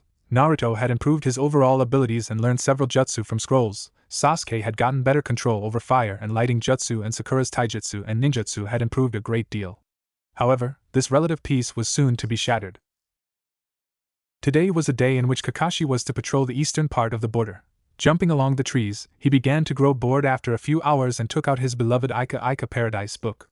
Out of nowhere, he felt the beginnings of a tremor and immediately leapt off a tree branch, falling gracefully onto the soft earth. Taking sense of his surroundings, Kakashi threw a shuriken into a shrub and was rewarded by a man leaping to the side and taking a stance. Kakashi's opponent gave a condescending smirk. The man was a brunette, with a lithe and willowy build that suggested he trained hard to improve speed above all else. He had short hair and an oversized white tunic and, surprisingly, a pair of baggy green shorts with 2 brown sandals. Kakashi regarded the figure coolly as he began to speak. Getting sloppy in your old age as Sharingan Kakashi? Kakashi gave his own smirk. Isn't it a little hot for shorts, Tamashiro Naga? The man bristled but soon regained his cool. Kakashi, locked into a game of psychological warfare for the time being, remembered what he knew of this man. Tamashiro Naga, A-class missing name from IWA in the bingo book and close to S-class. He uses a powerful bloodline and is not to be underestimated. It is rumored that all but the most powerful strikes can damage him. Better not get my team involved then, Kakashi mused. You had better watch out, Kakashi, Naga said. I'm trying for your head. It's worth quite a bit in certain markets, you know. Kakashi shrugged. I'm not surprised. Well, come on then. Naga burst into action, and the two soon joined battle. Meanwhile, Naruto and Sasuke were just heading back to camp. Both a little tired, their senses became a bit dull, so naturally, they were a bit surprised when Sakura came out of nowhere. Sakura-chan, aren't you supposed to be guarding camp? Naruto asked, surprised. That's not important right now, Sakura snapped. Kakashi-sensei found something, and I think we need to go and back him up. Sasuke raised a brow. What makes you so sure Kakashi needs our help? He's a jounin, shouldn't he be able to take care of anything? Naruto gave a shake of the head. Not necessarily. Sometimes numbers can overwhelm a single entity, other times a surprising tactic may win a victory if applied quick enough. He gave the sign for a quick formation. We'll scout the area and keep quiet. If Kakashi needs our help, we'll give it to him. The other two nodded in agreement, and with renewed energy, Team 7 sped off to where Sakura had spotted their mentor. As it turned out, Naruto's assessment was proving true. Kakashi was holding back Naga and the two were fighting evenly, exchanging blows and jutsu readily with either gaining or giving ground. Finally, Naga seemed to grow frustrated and made the seal of the rabbit. Kekii Genkai, Godai Kongo. 1. As if by magic, chakra surrounded Naga's entire body, and after a few moments, his body seemed to be harder and rugged. Kakashi narrowed his eyes, trying to figure out if he had heard of this before, and uncovered his lone Sharingan eye. He charged Naga and threw a blow. Surprisingly, Naga made no move to evade it. When the blow landed, Kakashi's hand was introduced to a new world of pain which disoriented him. Somehow, Naga charged very quickly and began landing blow after blow, each hurting Kakashi so badly he thought he was dying. After the last blow, Kakashi spat out blood and Naga smirked over his almost prone form. This is the great copy ninja Kakashi I've been hearing about. Not much for tactics, are you? Almost invisibly, Kakashi began forming a set of hand seals behind his back, taking advantage of Naga's distraction. No, not really. I've always been one more for hit and run than anything else. Seeming to gain a second wind, Kakashi clasped his palms together and formed a crackling mass of chakra. Still in considerable pain, Kakashi leapt forward. Chidori! Kakashi had managed to land his one original technique onto Naga, with the Earth Nin looking shocked. However, Naga soon regained his smirk, and Kakashi pulled back his hand. Shockingly, the Chidori had only caused a small crack in Naga's armor. Exhausted, Kakashi's head slumped back, breathing heavily. Looks like this is the end, copy ninja. Any last words? Kakashi's unscarred eye widened in surprise and then he gave a smile. Just one, duck. Confused, Naga turned around and was instantly dogpiled by Sasuke and several Naruto Bushin. Caught by surprise, Naga struggled in their grasp. Meanwhile, the original Naruto and Sakura had begun to form hand seals. Sakura was the first to finish and slammed her palms onto the ground. Seemingly out of nowhere, a boulder slicked with natural gas had risen out of the ground. Sakura used her chakra-enhanced strength to lift it, and gave a mighty toss towards Naruto's direction, aiming skyward. Good job, Sakura-chan, Naruto yelled. Now go and relieve Sasuke, I'll need him for the next part. Sakura hurried towards Naga while Naruto had completed his jutsu. Clasping his palms together, he leaned back and cupped his hands, gathering chakra. When he finished, Naruto stood straight under the boulder and let out a furious gust of wind which kept the boulder aloft above him. It was a difficult task, and Naruto's face began to gain beads of sweat. Finally, Sasuke had arrived. Wasting no time, he put into place the second part of their triple assault and began his own set of hand seals. Katon, Karya Enden! A great dragon of fire burst forth from Sasuke's mouth, instantly lighting the boulder ablaze. Great job, Sasuke. Now hurry and tell Sakura to go and relieve Kakashi if this doesn't work, Naruto panted. Sasuke nodded and quickly ran off. Naruto continued to keep the ball of fire aloft and was beginning to tire, but began to take aim at Naga. When it looked like he could stand no more, he heard all clear. His energy renewed, Naruto lowered his hands and leapt back, the ball quickly falling. Suddenly, the young ninja thrust his hands out and the same burst of wind came out, making the ball of fire rocket towards Naga. Sanjutsu, High Note no Nagaraboshi. 2. Sasuke and Sakura had gotten out just in time, and with Kakashi in tow had ran as fast as they could, seemingly in a panic. When they reached Naruto, he joined in the running. Why this was happening was made apparent 3 seconds later, as the sound of an immense impact was heard.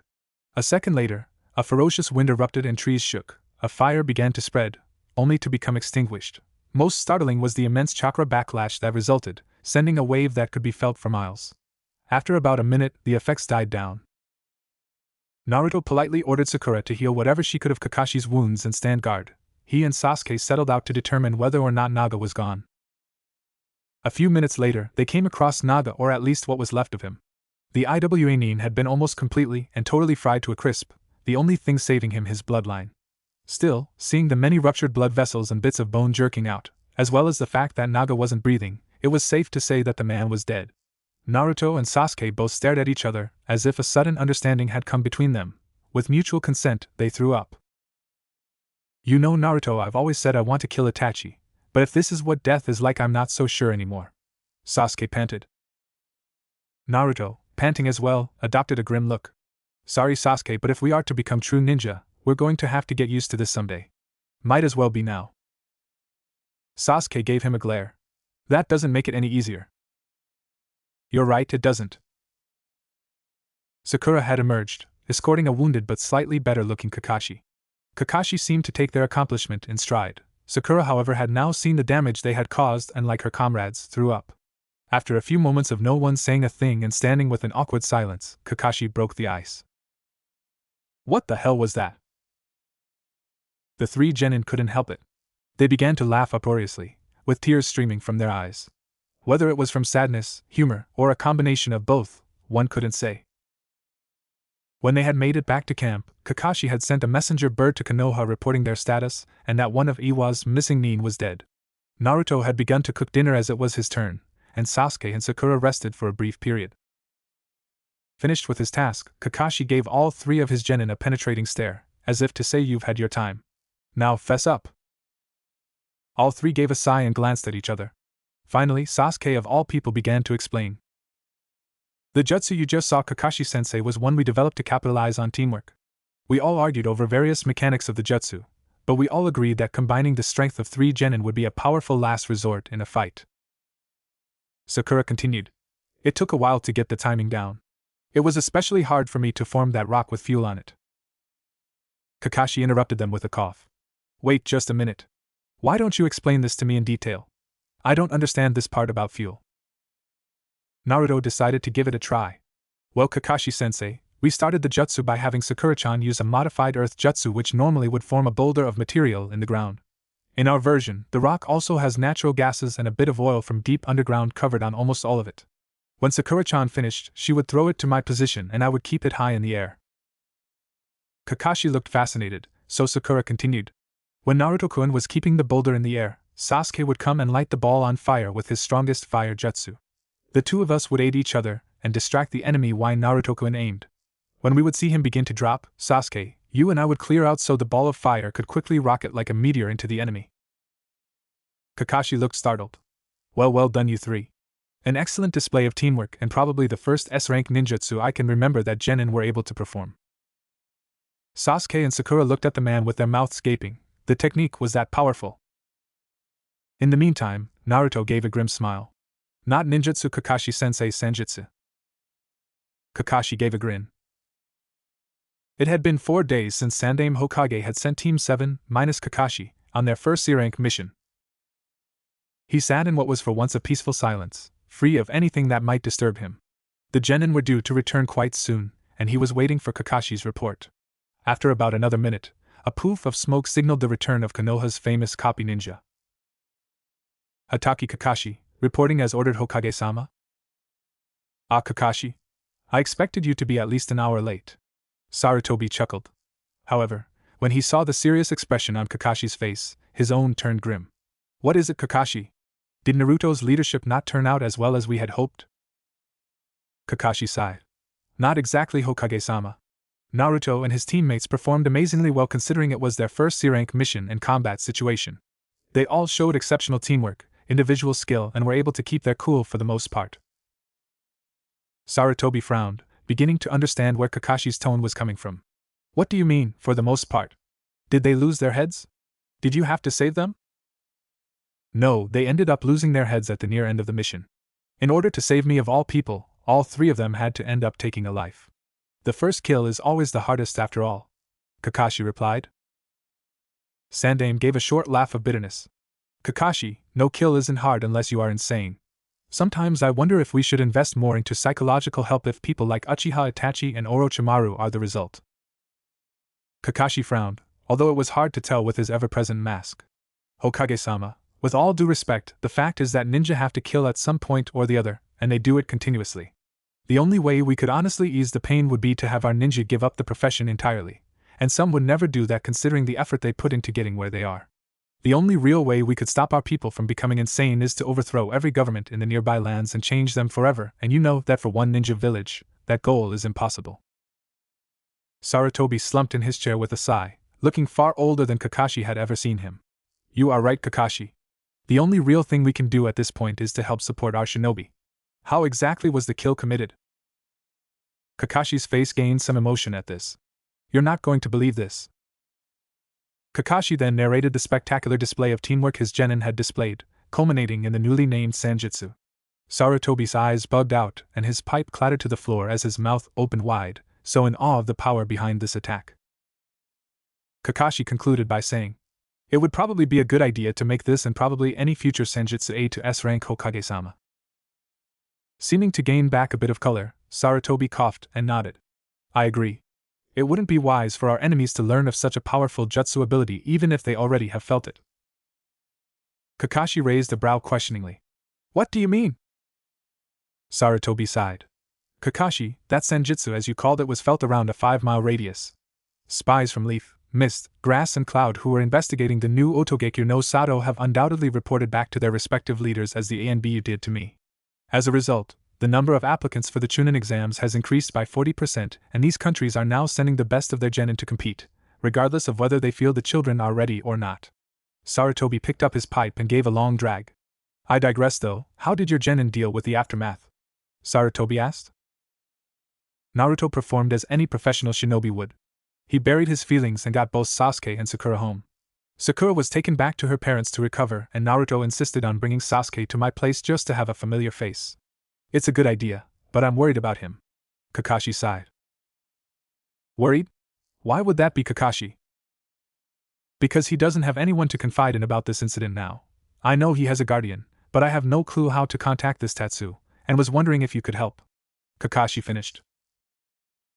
Sarutobi gave a long drag of his pipe. Yes, that seems like it would be for the best. I shall contact Tatsu Kakashi, and tell him of his young ward's plight. Seeing Tatsu again might cheer young Naruto up. With a curt wave, Kakashi was dismissed and Sarutobi waited a few moments. When the coast was clear, he took out what seemed to be a watch of some sort and pressed a round button on its bottom face. Sarutobi then spoke into said watch. Tatsu-san? Your ward needs you now. Let me explain what has happened. While one would gain the impression that Sandaime Hokage was speaking directly to the infamous Tatsu, that would not be the case. In fact, Tatsu was currently in the middle of a rather nice dream, one which will not be spoken of in this story as to maintain its current rating. Right in the middle of the best part, Tatsu was rudely interrupted by the ringing of his phone. Opening what looked to be a bloodshot eye, Tatsu quickly tried to cover his eyes with his arm, in a futile attempt to stay asleep, hoping that whoever was calling would stop soon. Sadly, such a thing was not to pass. Finally, Tatsu knew that such a thing wouldn't happen anytime soon, judging by the 10th ring. Tatsu sighed, and slowly began to get up from his bed. Putting a hand over his aching eyes, Tatsu picked up his receiver. Yeah? Tatsu began to listen and opened his mouth as to interrupt but began listening intently. His expression began to turn serious. I see. Where's the kid now? Tatsu listened. Okay, I'll be there as soon as I can. Stretching and yawning, Tatsu slowly began to rise. As he put on a pair of shorts that seemed to have been tossed on the floor from the night before, he noticed a squirming figure hogging the covers on the other side. Tatsu looked surprised, then smirked. I guess it wasn't a dream. Once again, Kanahigaku no Sato was playing host to the enigmatic traveler Muhitatsu. People in the streets began to stare at the odd-haired man, but when they saw his attire, which was a spitting image of Naruto's own, they seemed to realize something on their own. All of this didn't matter to said Tatsu, who seemed intent on searching for his charge. Strangely enough, he didn't scan the crowds, but did occasionally make a turn or backtrack. Along the way, several members of the soon-to-be-named Rookie 9 saw him and tried to say hello, but he brusquely explained that he had no time to chat. They all were rather surprised. Tatsu, while a bit uncouth, seemed quite friendly the last time they had met. Finally, Tatsu had found his young charge sitting on a tree branch, eyes vacant. Tatsu gave a sigh and began climbing said tree. When he made it to his little one's branch, Tatsu didn't speak for several minutes while his young charge stared at him, eyes seeming to ask something. Finally, a dam broke and Naruto began to wail into his guardian's chest. Tatsu responded in kind, holding the boy close to him. Finally, Naruto stopped after about 10 minutes. Tatsu gave a sad smile. "Do you want to go home for a little while?" the white-haired man asked. Naruto nodded. Tatsu picked up his little one and placed the boy on his shoulders. Becoming a makeshift piggyback ride, Tatsu leapt off the tree and gave a running start. As Sarutobi witnessed these goings-on in his crystal ball, he knew it would be several days before one of his more promising shinobi would return. Looking over Naruto's submitted mission report, he gave the final approved status. A person can either grow or suffer from emotional shock. Sarutobi believed that Naruto could have suffered, but with someone to show him the way, he would now grow in new, unforeseen ways. Even though the man had been a stranger, Tatsu was what Naruto had needed, someone to care. Muhi Tatsu was a far wiser man than Sarutobi could have imagined, despite his faults. True as predicted, Naruto had come back within 3 days. In the meantime, Kakashi had cancelled all duties for Team 7 as he had felt Sasuke and Sakura could also use time to recuperate. When they had come again for the first team meeting in that time, he noticed that his students seemed to be basically the same as they had been before, but subtle differences marked their rite of passage. One thing that immediately struck him was that the genin weren't training as they usually did during his bouts of tardiness. Deciding to check upon their progress, he glanced out of a nearby tree, musing on the appearances of his comrades. Sasuke no longer seemed to possess nearly as much arrogance as he had before. The feeling of completely making someone disappear from the world had put the young prodigy into a state of thinking in which he had hardly eaten or slept. Because Kakashi had Sasuke stay at his apartment for that time, he had heard something that had shocked him to his very core. Sasuke had actually questioned whether or not he should pursue Itachi at all for a day or so. Sasuke seemed to have had a rather disturbing dream that night. When he awoke, the Avenger privately told his sensei that while killing Itachi was still a goal of his, he would rather do it not for revenge, but to make sure that his brother couldn't take any other lives. Sakura seemed quite tense. Kakashi believed that since she had no shinobi in her family, she had no one to talk to about this sort of thing. Giving a soft sigh as he looked at the girl, he resolved to have either Kurenai or Anko talk with the talented Kunoichi. Surprisingly, the sensitive Naruto looked to be the least affected by the ordeal. Although the copy-nin knew that Naruto's guardian had spoken with him, Muhi Tatsu didn't seem like the type to take death lightly. Maybe the man was more talented with words than he had thought? Either way, Kakashi finally decided to make his appearance. Leaping out of a nearby tree, his genin seemed to have been shaken by his show. Maybe I ought to let them know early. I'll try anything if it gets them out of this depressed state. Clearing his throat, Kakashi slipped a hand into his pocket and took out 3 slips of paper. Hey you guys. I have some important news. The genin gave a curious look towards the copy-nin as if urging him to go on. While it isn't official yet, I believe that all 3 of you are ready to take the Chunin exams this period. I'll officially give my nomination to Hokage-sama in a few days. If you're all up for it, take these nominations to room 301 at the Academy on July 31st. Kakashi noted the expressions of his students. Surprisingly, even Sakura began to look incredulous, then quite happy. In fact, Naruto and Sakura began to dance around in a circle, and pulled a reluctant Sasuke along with them. Eventually, even Sasuke gave a small smile. Kakashi-sensei, you're the best. Oh, we've got to get started on training plans, everyone. Naruto yelled somewhat uncharacteristically. He didn't mention the Sanjutsu, as the subject was still a little sore with the 3 of them. Sasuke and Sakura's faces became somewhat somber, but didn't lose much of their cheer. Actually, Naruto Sakura spoke hesitantly. Sasuke and I talked about this, and we think you should help Hinata, Shino, Kiba, Shikamaru, Ino and everyone else. Remember? They asked for your help again right before our mission? Naruto slapped his hand over his forehead. Oh, I forgot. I'll have to get everyone together, and see how their training is going, but are you both sure you don't need my help? Do I not help you anymore? No. No, Naruto. Sasuke said, embarrassed. You gave us a lot of help. Sakura and I just think that it would be unfair to the rest of us if you only taught the two on your own team. Sakura gave a smirk. After all, we all have grown to treasure your help, Naruto-sensei. Both Naruto and Sasuke groaned, but inwardly, were amazed at how much Sakura had come from her academy days. Joking, passionate, and being a smart mouth to even her sensei, yes, this certainly wasn't the fangirl Sakura they had known at the academy. Well, okay then, but I don't think I should be allowed to talk about everyone else's training arrangements, especially the ones we have. Is that alright? Naruto said hesitantly. Sasuke just gave a smirk, a bit of cockiness still remaining. It wouldn't be any fun otherwise. Do what you have to do, Naruto. I look forward to seeing what you can accomplish with the others. And everyone else will probably be elected for the Chunin exams too. From what I've heard from Ino, her team needs the help even if Hinata's doesn't, Sakura emphasized. Naruto gave a sheepish smile. Geez, I don't know why I have to keep saying this, you two, but I don't do anything. I just give suggestions. Both of his teammates gave him a look that said you aren't fooling anyone. Giving a nervous chuckle, Naruto leapt off towards the training grounds of teams 8 and 10 respectively. After watching Naruto go off into the distance, Sasuke and Sakura turned around quickly and gave a penetrating gaze to their sensei. What? Kakashi let out. What? Teach us something, sensei. Without Naruto, we don't have anything new to work on, Sakura said indignantly. Although Sasuke didn't speak, his glare gave the same message as Sakura. Kakashi put a finger to his temple, in thought. Well, why don't you both show me what you know? Exasperated that the man who was supposed to be their sensei didn't even know what they all did, the two genin walked away and began a sparring match. Indeed, as Sakura had said, Team 10 had reached a plateau in their training.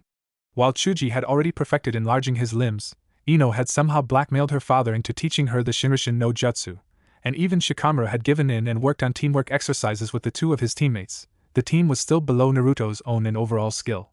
Sarutobi Asuma believed in letting his team train at their own pace, believing his team hadn't the drive for truly serious training. That and he hadn't a clue as to what they should work on. So Naruto had spent a good portion of his time helping the Ino Shikacho trio, and one day idly asked if they had been nominated for the Chunin exams too. They let slip this fact to Team Kurenai, and at the end of the day, Kakashi's beloved Ika Paradise was held hostage on the charge of giving away crucial information. After the two jounin had seen what the effect of being nominated had on their young students, they grudgingly gave Kakashi his book back, while he sobbed tears of joy. Every time they saw their students, as Naruto had them undergoing training so secret they didn't even want their own sensei to know. Kurenai, Kakashi and Asuma could tell that they were improving at a steady pace. After hearing about the now infamous Senjutsu, all sorts of wild possibilities were hypothesized by the jounin sensei. Some were so ridiculous to the point of hilarity, such as Asuma's suggestion of a cow summoning contract for Ino. This remark swiftly got him hit by Kurenai. Even Sasuke and Sakura, asking for Kakashi's help for the first time ever, still refused to show him their hardest labors. He had been floored at the sparring match he had seen, however. Medical jutsu, elemental affinities, high-level chakra control, and now a variation of the Sanjutsu which was called the Ninjutsu. These were less powerful, but still packed quite a wallop when used well. Who in the hell was Naruto? Was this what it felt like to Sarutobi when he had taught the Sannin? Finally, the time came when the nominations were to be given. Many jounin and several chunin gathered.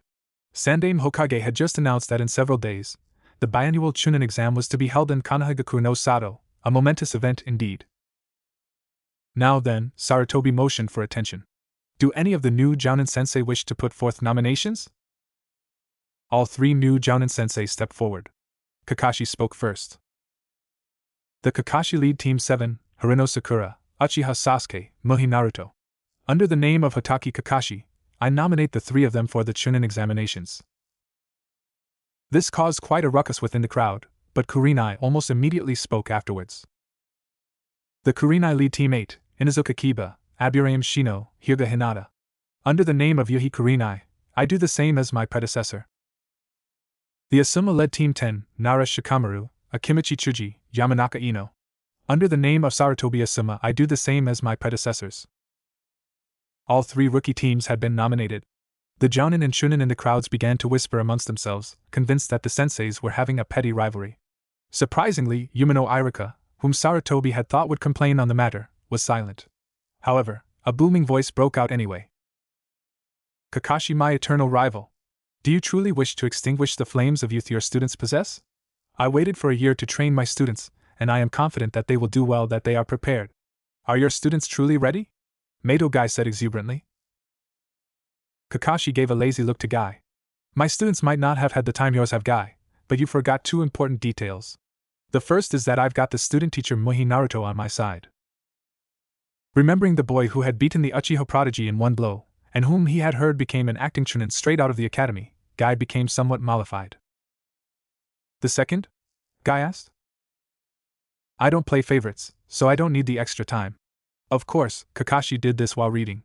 Surprisingly, it wasn't Ika Ika Paradise, but a manga called Tenjo Tenge Naruto had shown him.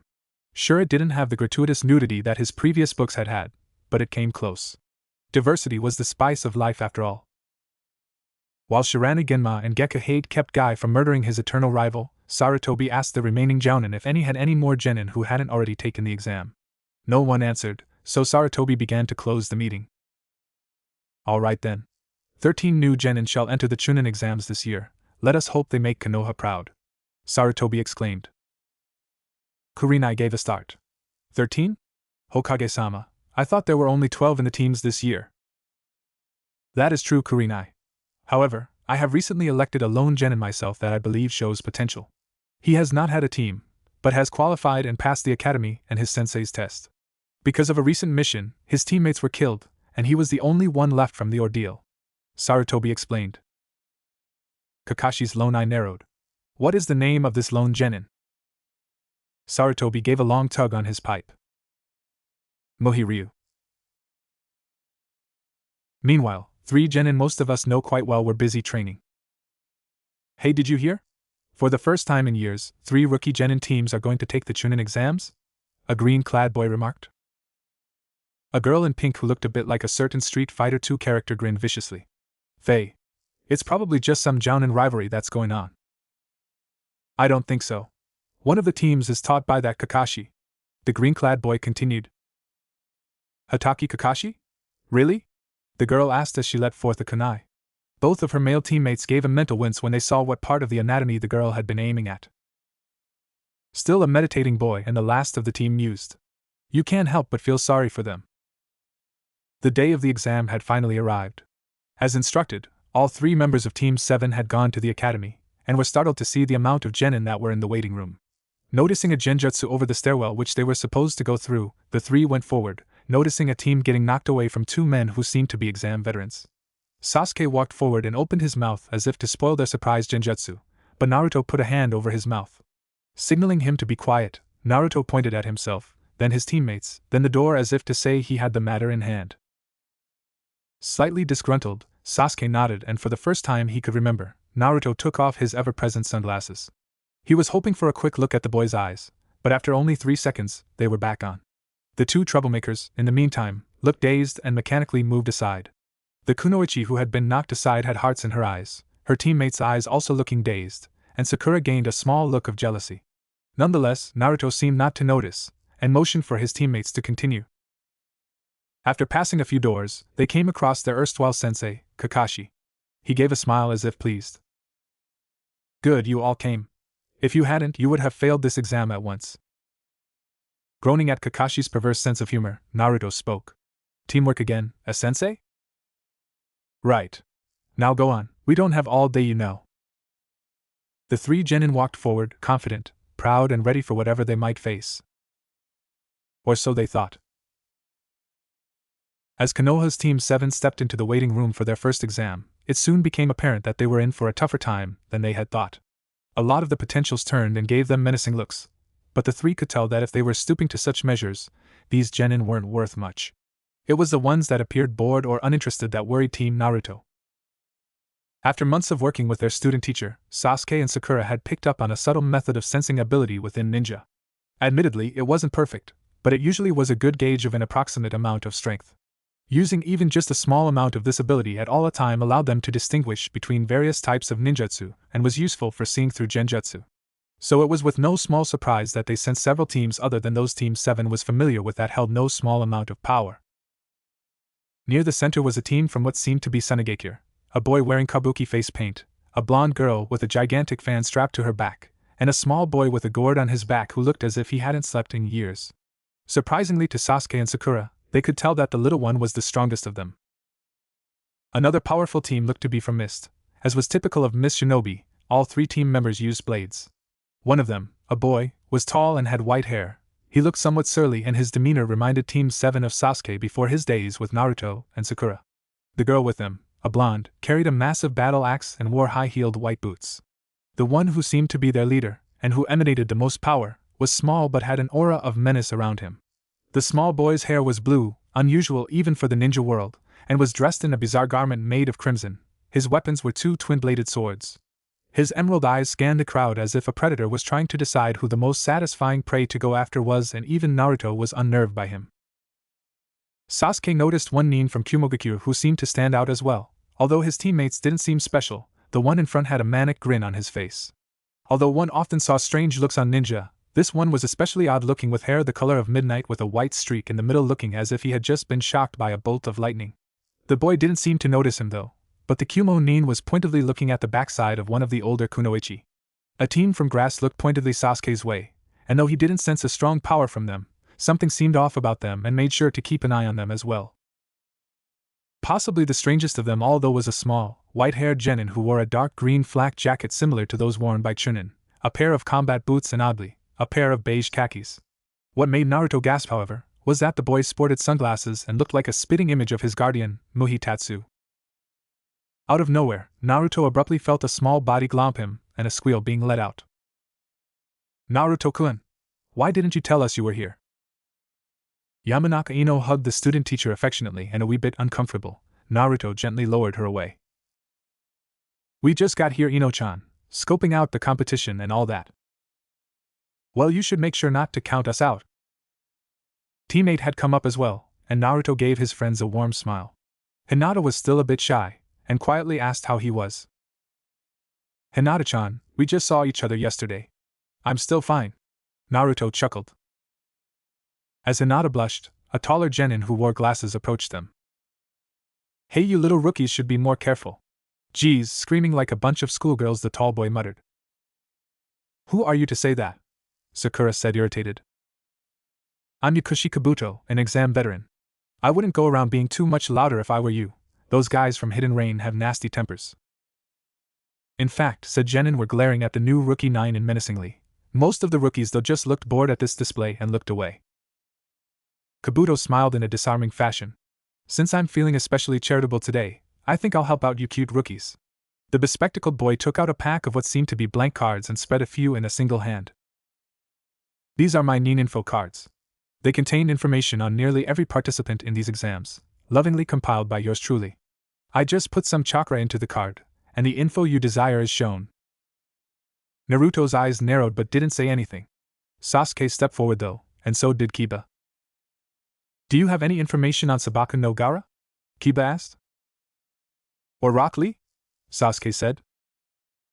Oh, you know their names, that'll make it a lot easier. With a flourish, Kabuto took his cards and picked one seemingly at random.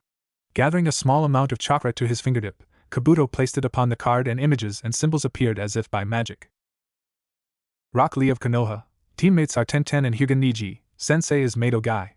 Mission history is 32 D-rank missions, 5 C-rank. His ninjutsu and genjutsu are nothing special, but his taijutsu is through the roof. Kabuto detailed. When did you run into a guy like this, Sasuke? Sakura asked. He looks a little creepy with those eyebrows and that spandex too. Sasuke looked a little embarrassed. Kakashi recommended him to me for taijutsu sparring. Naruto-sensei did say we should look for many different partners after all, Sasuke said with a smirk. As Naruto groaned, Kabuto went on. Sabaku no Gaara. Teammates are Temari and Kankuro. Sensei is Baki. D-rank missions unknown, 12 C-rank missions and 1 B-rank. He is known for coming back from all of his missions without a scratch. Kiba's eyes widened in alarm. Hinata looked a little intimidated and even Shino raised a brow in surprise. Naruto gave a piercing glance to Kabuto. Would you happen to have any information on the azure-haired boy from Mist? Or the lone genin wearing the flak jacket from Konoha? Kabuto gave a start, but soon resumed his smile. Let me see. Kabuto shuffled through his cards and gave a triumphant look. Here we are. The boy from Mist is called Triedge. His real name is unknown. His teammates are Haseo and Ryoko, and their instructor is Helba. They have done no D-rank missions, 20 C rank, for B rank and 1 A rank. His Kenjutsu is supposedly near Jounin level, and his other stats are unknown. He is also said to possess a powerful bloodline. When even Sasuke began to look unsettled at this news, Naruto motioned for Kabuto to go on. The second one is Muhi Ryu. His teammates and sensei are now dead and he is taking this exam by himself. He has accomplished 8 D-rank missions and 1 C rank. Everything else about him is unknown. Might he be related to you, Naruto-san? Kabuto asked. Naruto's mouth thinned. I don't know, but I'm going to find out. Kabuto gave a nod. Mist, leaf, sand, rain, grass, rock, cloud, waterfall. Each a powerful shinobi village, they have all brought their elite genin to participate in this exam, and it will be difficult to overcome them all. Well, with the possible exception of the newly formed Hidden Sound. They have barely enough shinobi to qualify as a village at all. It seemed as if the team from Sound hadn't taken kindly to Kabuto's statement, and narrowed their eyes with killing intent. Before they could do anything though, a voice broke through the silence Kabuto's information had made with its impression upon the genin. You know, Kabuto-san, it isn't nice to learn things about people without asking them about it first. Muhi Ryu had walked lazily with hands behind his head, a grin affixed to his face. You seem to have an awful lot of information for just a genin, Kabuto-san. How many times did you say you owe? Hold on.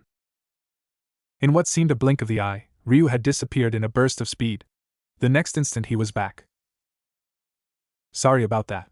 I had to deal with a few pests. To both the genins and Kabuto's own unfeigned shock, the three members of Team Sound were now laid against a section of the room's wall, the foundation heavily cracked. Apparently, Ryu had stopped an attack from all three in mere seconds. Now, as I was saying, Kabuto-san, how many times did you say you have taken this exam? Ryu asked. Seemingly in a daze, Kabuto answered sheepishly. This is my 7th time. I'm afraid I'm not very good at this. Oh?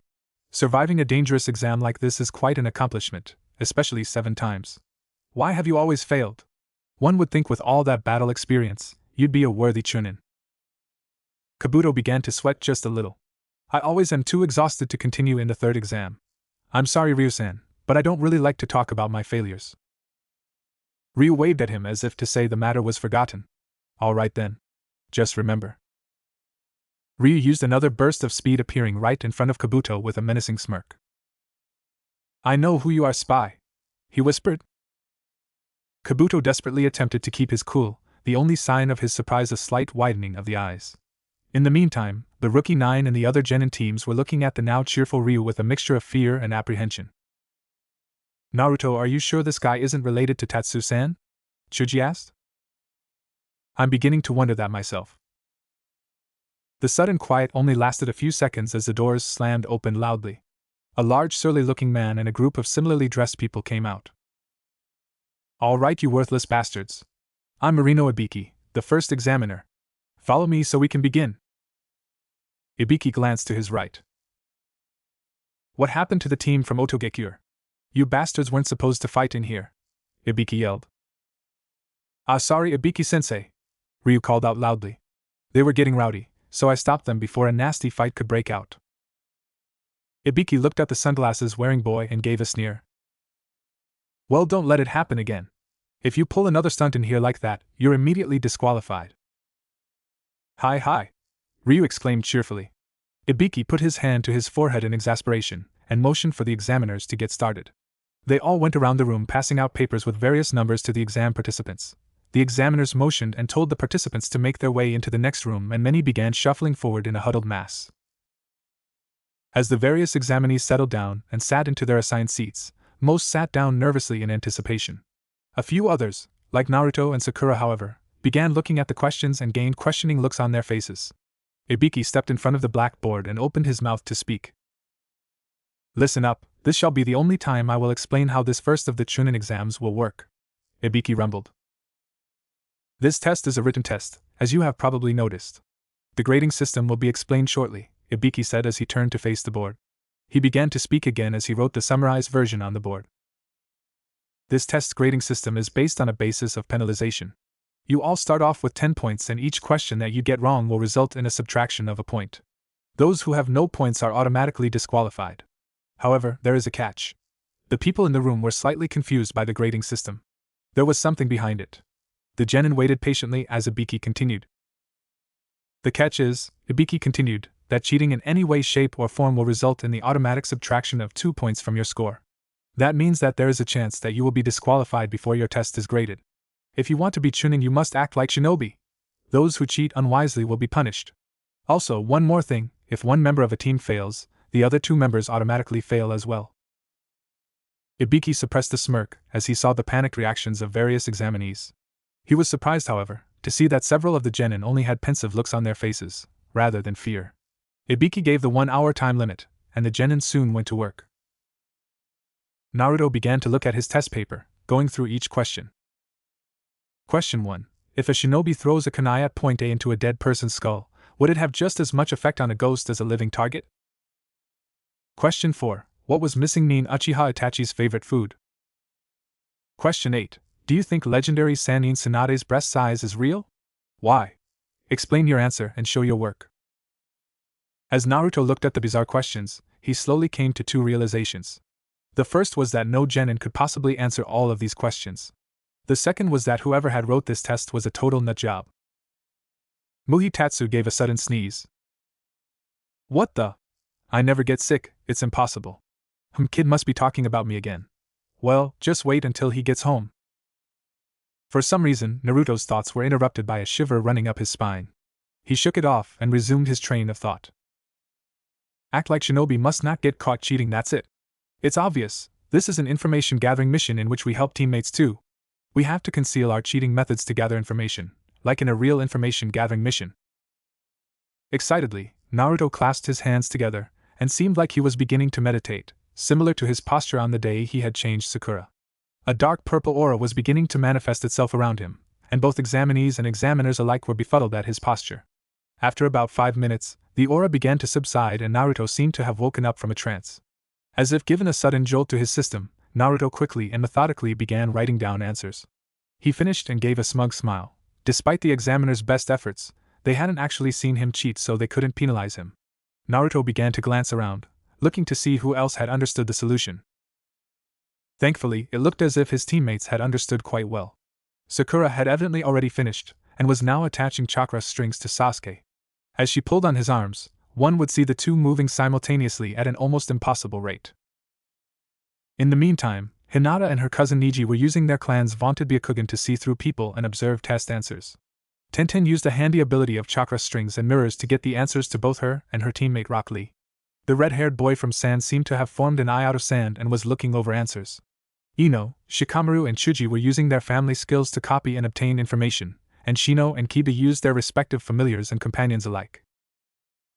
The boy known as Triedge used an ability similar to Gaara's. A nearly invisible blue sphere of light came out of his body and hovered over test papers, and after a few minutes it came back while Triedge began writing down answers. The Kumonin Sasuke had observed earlier was rubbing his temples feverishly. After several moments, his face lit up with comprehension and he also began writing. Mohi Ryu, on the other hand, hadn't written anything down at all and seemed to be asleep. However, Naruto could tell that wasn't the case and began to curiously notice that Ryu made subtle hand gestures which caused fellow examinees to yelp, trip, fall and stumble, often resulting in a penalization. In fact, this happened so often that almost half the examinees were cut. Ryu obviously was no mere genin, and Naruto resolved to find out more about the mysterious boy. Naruto glanced curiously at the paper, reading the line that read, "The 10th question will be given 45 minutes into the exam." Bored, he flipped his paper over and took out a manga to read. Oh boy! Now I get to find out if Luffy manages to defeat Rob Lucci or not. So engrossed in his manga, Naruto almost didn't hear Ibiki beginning to speak again. Thankfully, he read quickly and put the manga away just as the 10th question began. Now, before we start the 10th question, there are a few special rules we will now enforce. The first is that you have a choice as to whether or not you wish to take the question. Several teams became confused, and Ibiki continued in order to explain. This is because if you fail this question, not only are you and your team disqualified, but you can never become a Chunin either. If you wish to leave now, go ahead. It is probably a wise decision, and you shall have another chance next time. Gasps of shock and outrage were sent through the audience, Ibiki looking impassive. Several teams panicked and decided to quit. A depressing and anxious atmosphere set upon the audience. Naruto was pleased to see that his students seemed anxious still, but none moved to give up. I ask again. If you wish to go, please do. If not, you can try your luck. Again, no one motioned to give up. Ibiki gave a tense sigh. All right then, congratulations on passing. A chorus of "huh" rang out through the group of examinees. Finally, Lee spoke up with a loud, demanding voice. What do you mean we pass? What's the 10th question? Naruto spoke up. There never was a 10th question. This test was meant to test us on two very important aspects of Chunin responsibility. The first, as many of you found out, was to test a ninja's information gathering skills. In a mission, information can mean the difference between life and death. Annoyed that this kid had interrupted him, Ibiki opened his mouth to speak. The second part was he got out. A simple leap of faith. But was interrupted again by Muhi Ryu. The decision to stay or leave was your 10th question. Mainly, that question was, do you have the balls to move forward? Ibiki smirked. Not quite as crude as I would have put it, but correct. The ability to act is essential to a shinobi. A Chunin can never hesitate when it comes to solving a dilemma and must put themselves into a situation blindly. All they can do then is to trust in their own power. Ryu finished. To stand in the face of the unknown and have courage, the courage to succeed. Those who hesitate and always think I'll try again next time will never get anywhere, always procrastinating. Naruto added. Those people aren't worthy to become Chunin. Ibiki looked slightly disgruntled but pleased. You two took the whole speech I had prepared. The first test is now over. I wish you all further luck in the exams. A faint buzz began near Naruto's head and Ryu's ears began to twitch. All of the students went wide-eyed as the black window breaker fluttered open and threw two kunai into the ceiling, pinning the black object, which is really a cloth, to the ceiling of the classroom. The figure started speaking in a demanding voice. I am Mitarashi Enko. I am your second examiner for the Chunin exams. Everyone follow me. People stared wide-eyed at the sight before them. All except Ryu, who even through his sunglasses looked to be appraising Enko as if she were a piece of meat. He even licked his lips. Kinda jumping the gun, Enko? Ibiki asked. Enko only answered him with a disgruntled expression. Trying to distract herself, Enko looked at the crowd. 30 teams? Ibiki, you left too many. Ibiki shrugged. There were a lot of good ones this year. There would have been more, but someone sought to eliminate some of the competition. Enko quickly composed herself and gave a terrifying smile to the genin. Well, it doesn't matter, I guess. I'm going to cut them down to less than a fourth. Ryu yawned loudly and Enko gave him a look that could strip paint with its intensity. In a controlled tone of voice, she told them to meet her outside for information on the next exam, to be held tomorrow. Ibiki stayed back, collecting papers. As he came across the two papers of the particularly outspoken genin, he grew pensive. Muhi Naruto. Muhi Ryu. I've never heard of any Muhi clan before, but I have a feeling they're going to become big in the future. The second part of the Chunin exam was just about to begin. As the genin began to finish gathering around their assigned meeting area, Enko looked around and decided it was time to begin. Welcome, everyone. This shall be the site of the next part of the Chunin exams, Training Area 44, also known as the Forest of Death. Enko tried to make the genin even more terrified than she thought they were by having a gust of wind pass through the area ominously. Unfortunately, the mood was somewhat spoiled when Muhi Ryu spoke up. Forest of Death? That's a little lame for a name. Why not call it the Forest of Fear? He asked. Or how about the Zone of Silence? Naruto suggested. How about the Point of No Return? Sakura continued the little game. Maybe Sasuke began. Enough! Enko shouted irritably. She gave Ryu a look that could curdle milk with its intensity. When she saw that he wasn't even paying attention to her, Enko threw a kunai as fast and hard as she could at the boy's shoulder. Acting somewhat lazy, Ryu nonchalantly picked the kunai out of the air and threw it backwards. The genin it sailed to from the grass narrowly dodged it. At the same time, Enko, who had instinctively rushed behind Ryu, found herself turned around, picked up and in the arms of the cocky ninja. Enko became incredibly surprised, then infuriated when she noticed that Ryu was now touching her chest. As if that weren't enough, Ryu remarked, You are rather attractive. I think I see why the master is interested in you. With a shriek of rage, Enko lost control and quickly began to try and attack Ryu, intent on castrating him now. However, due to both the efforts of the examiners and Ryu himself, she was held back. When she had finally calmed down, Enko announced to all the genin that I don't need to do this. You all know what happens next? She announces the rules of the second exam, so let's just skip that part and get right to when they open the gates. Okay? Alright then. With the gates opened, the remaining genin sped forth, whether it was from ground or trees, intent on their own respective plans of attack and defense respectively. Let's look in and see how a few of them are doing, shall we? Unlike most of the other exam participants, Mohi Ryu was not rushing through treetops. Instead, he was slowly walking with his hands in his pockets, whistling a jaunty tune and turning his head periodically. After a few moments, his whistling stopped and a grin adorned his face. Aha! Found them! With a burst of speed, Ryu shot forward like a bullet. Only after a few seconds did his target become clear, the first of 2 teams that Sound Village had sent to the exams. They were standing over a team from the waterfall, or what was left of them. Fast as he was, Ryu stood right behind them and loudly greeted them. Almost instantly, the 3 nin turned with kunai in hand. When they saw who it was that greeted them, their expressions grew hard. You're the guy who got in a sucker punch on us and didn't mind his damn business, a brunette boy yelled angrily. Ryu just waved it off as if it were of no importance. That doesn't matter. My master wishes to meet one of you immediately, and I have to abide by his wishes. Kin-san, will you come with me willingly? Tsuchi-kin's face briefly registered a bit of shock, but hardened again. The hell I will. Dosu Zaku, it's time for some revenge. Ryu sighed as if disappointed. You want to do this the hard way then? Very well. The 3 sound nin leapt forward on all different sides to flank Ryu. Kin sent a barrage of saban to his left, Dosu sent a sound wave to the center, and Zaku prepared a wind blast to his right. Just as the attacks were about to hit, Ryu smirked.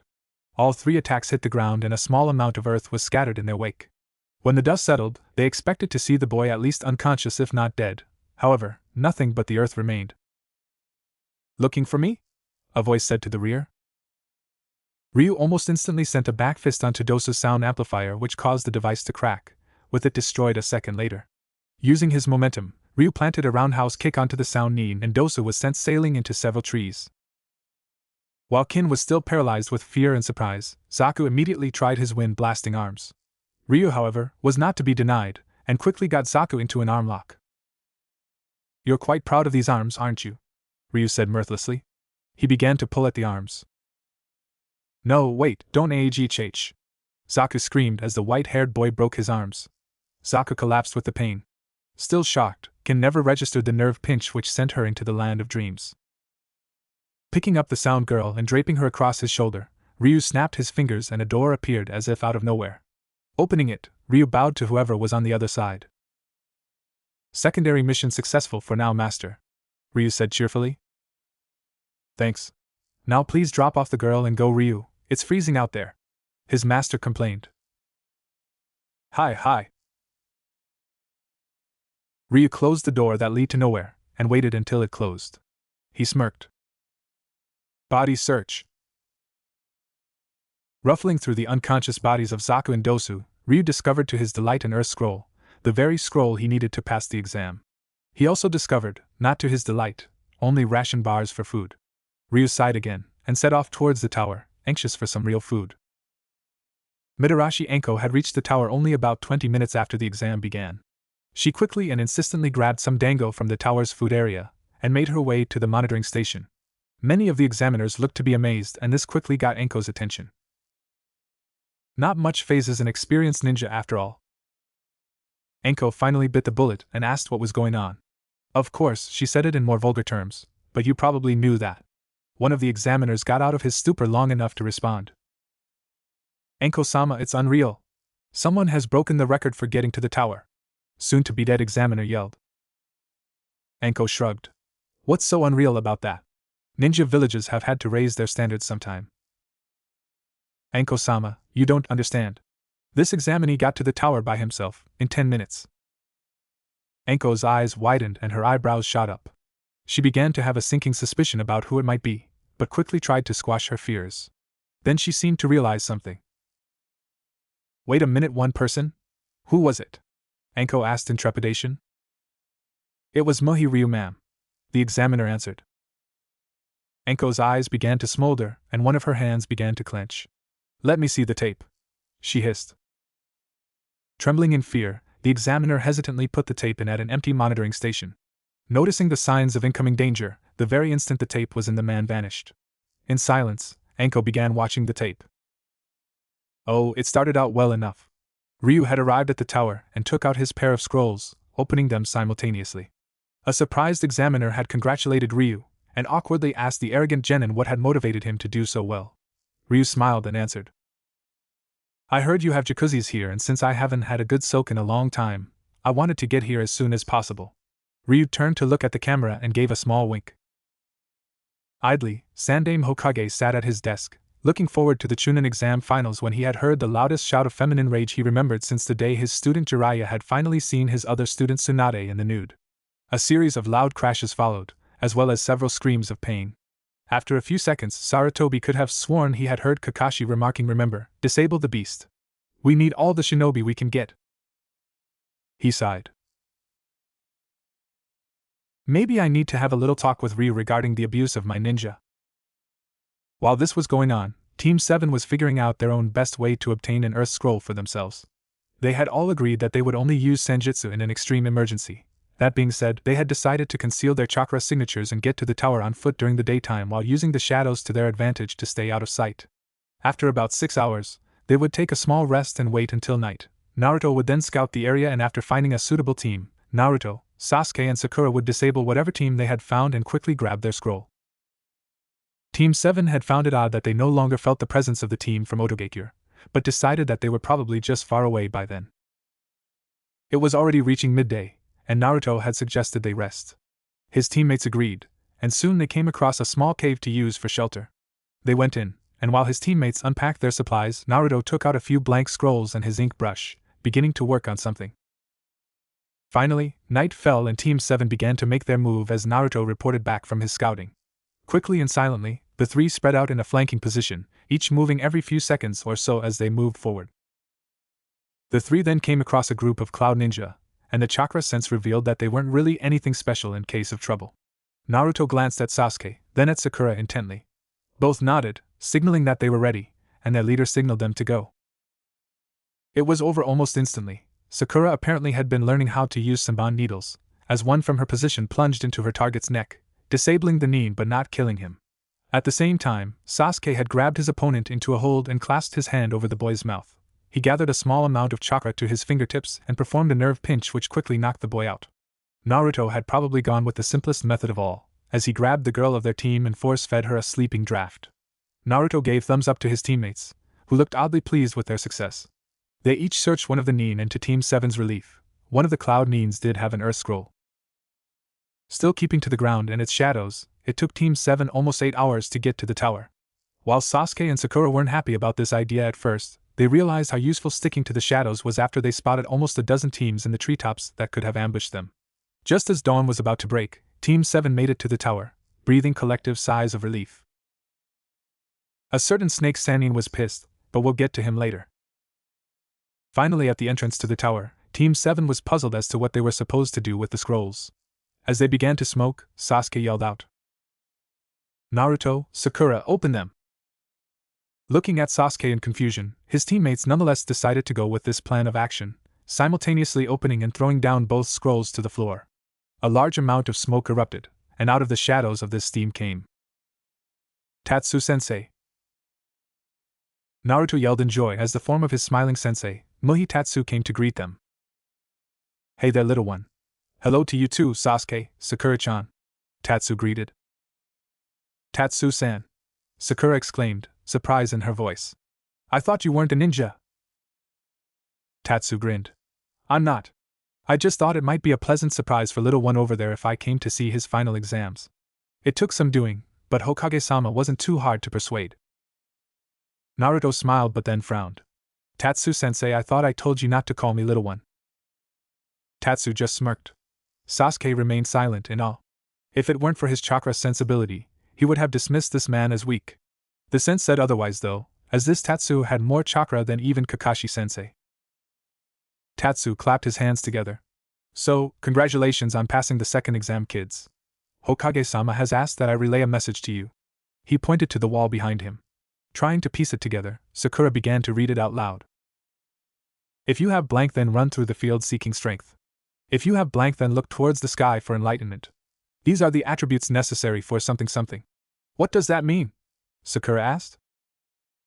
Well, since I think you guys have to learn this on your own, I'll just give a hint here, Tatsu said in sadistic fashion.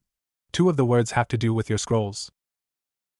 Sasuke and Sakura both looked equally confused. After a few seconds of thinking, a light seemed to go off in Naruto's head. Oh, I've got it. If you have heaven, then go through the fields seeking strength. If you possess earth, then look towards the skies for enlightenment. These are the attributes of Konoha Chunin, Naruto said triumphantly. Tatsu gave his pupil a hand of applause. Great job, kid. I knew I didn't teach you for nothing. Sakura gave an "oh," as if comprehension had suddenly dawned, but Sasuke was still confused and asked for a simpler explanation. Basically, Sasuke, the earth is meant to be the body and heaven is meant to mean the mind. What the quote explains is something Tatsu-sensei drilled in me every day during his training. To master the body, one must also master the mind. To master the mind, one must also master the body. That's right, and you have the bruises to prove it. Tatsu chuckled. Now come on. You guys have about 4 days before the next exam starts, and some of your friends are eager to see you. As the exhausted genin trudged through to the tower's living area, there were still some questions they wanted to know. Hey Tatsu-sensei, do you know if any other teams made it yet? Naruto asked. Tatsu put a finger to his chin in contemplation. Well, let's see. I know that the team from Sand has made it through, as well as teams from Mist and Cloud. A team from Leaf I didn't recognize is here. Your friends and teammate have come in recently, and I believe that Ryu Kid made it. Team 10 hasn't made it yet? Sasuke asked. Not to my knowledge, Tatsu replied. Trudging up a long flight of stairs, Sakura asked an even more important question. At least to her. Nay, Tatsu-sama? She asked. Tatsu stiffened. Only 2 people used the sama suffix with him. The first kind he had waiting for him back home. The other kind always wanted something from him. Yes, Sakura? Do you have any more elven fizz? Tatsu face faulted and then gave a deep laugh. Reaching into his jacket, the white-haired enigma took out a bottle of the valuable drink and with a squeal of delight, Sakura leapt into Tatsu, making them both crash into a nearby wall. Naruto laughed so hard that he began pounding the floor. He couldn't contain himself. Sasuke tried to conceal his own laughs, but a series of snorts could be heard coming from him as well. Before this was going on, the aforementioned Team 10 was having a bit of trouble. They had come across a meeting of 2 other teams, one from Waterfall and the other was the team from Mist on which Triage was a part of. When Shikamaru suggested that they hide, he was surprised when not only Chuji, but Aino also quickly agreed with him. Peering out of the clump of bushes that they were hiding in, they observed the conflict that was about to start. Triage's 2 teammates looked a little anxious, but stayed in their places by his side. The strange Twin Blade user's lone visible eye swerved from side to side, slightly unnerving. Triage then nodded to both of his teammates, and they all sprang into action. Ryoko, the blonde girl with the huge battle axe, proved that she had indeed mastered her weapon, as in seconds she cleaved the genin in front of her in half, mere seconds after starting. Haseo tossed a handful of shuriken which served to distract his opponent, and made the Nin dodge to the right. Unfortunately for the Waterfall Nin, Haseo had seemingly pulled a massive square broadsword out of nowhere, swung it towards him like a baseball bat, and with a sickening crack that broke at least 3 ribs, the hapless Nin crashed into a boulder, becoming further injured. Triage, however, used the most frightening attack. The Waterfall leader tried forming a set of seals, but became pierced by Triage's stare, his body freezing up in terror. With a subtle gesture of raising his hand, the leader slowly rose into the air, and his body stayed floating. Triage's other hand then gained a bracelet of pure chakra around itself, and after the bracelet became perfectly shaped, a spear of chakra sped forth into the Waterfall Nin's body. A soundless scream was emitted from the ninja, as in seconds, the Nin's body had the life literally torn out of it, with only a skeleton remaining in clothes. Searching the Waterfall team's bodies, Team Mist was successful in finding a scroll, and they silently sped off towards the tower. Realizing they were finally safe, Team 10 grew nauseated.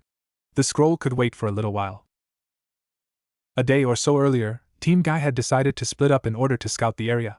While Lee was off playing with squirrels and Tenten searched for a last name, Niji took his duties seriously, doing a bit of brooding in the process. A sudden attack of shuriken to his right distracted him enough from this so that his brooding was put on hold.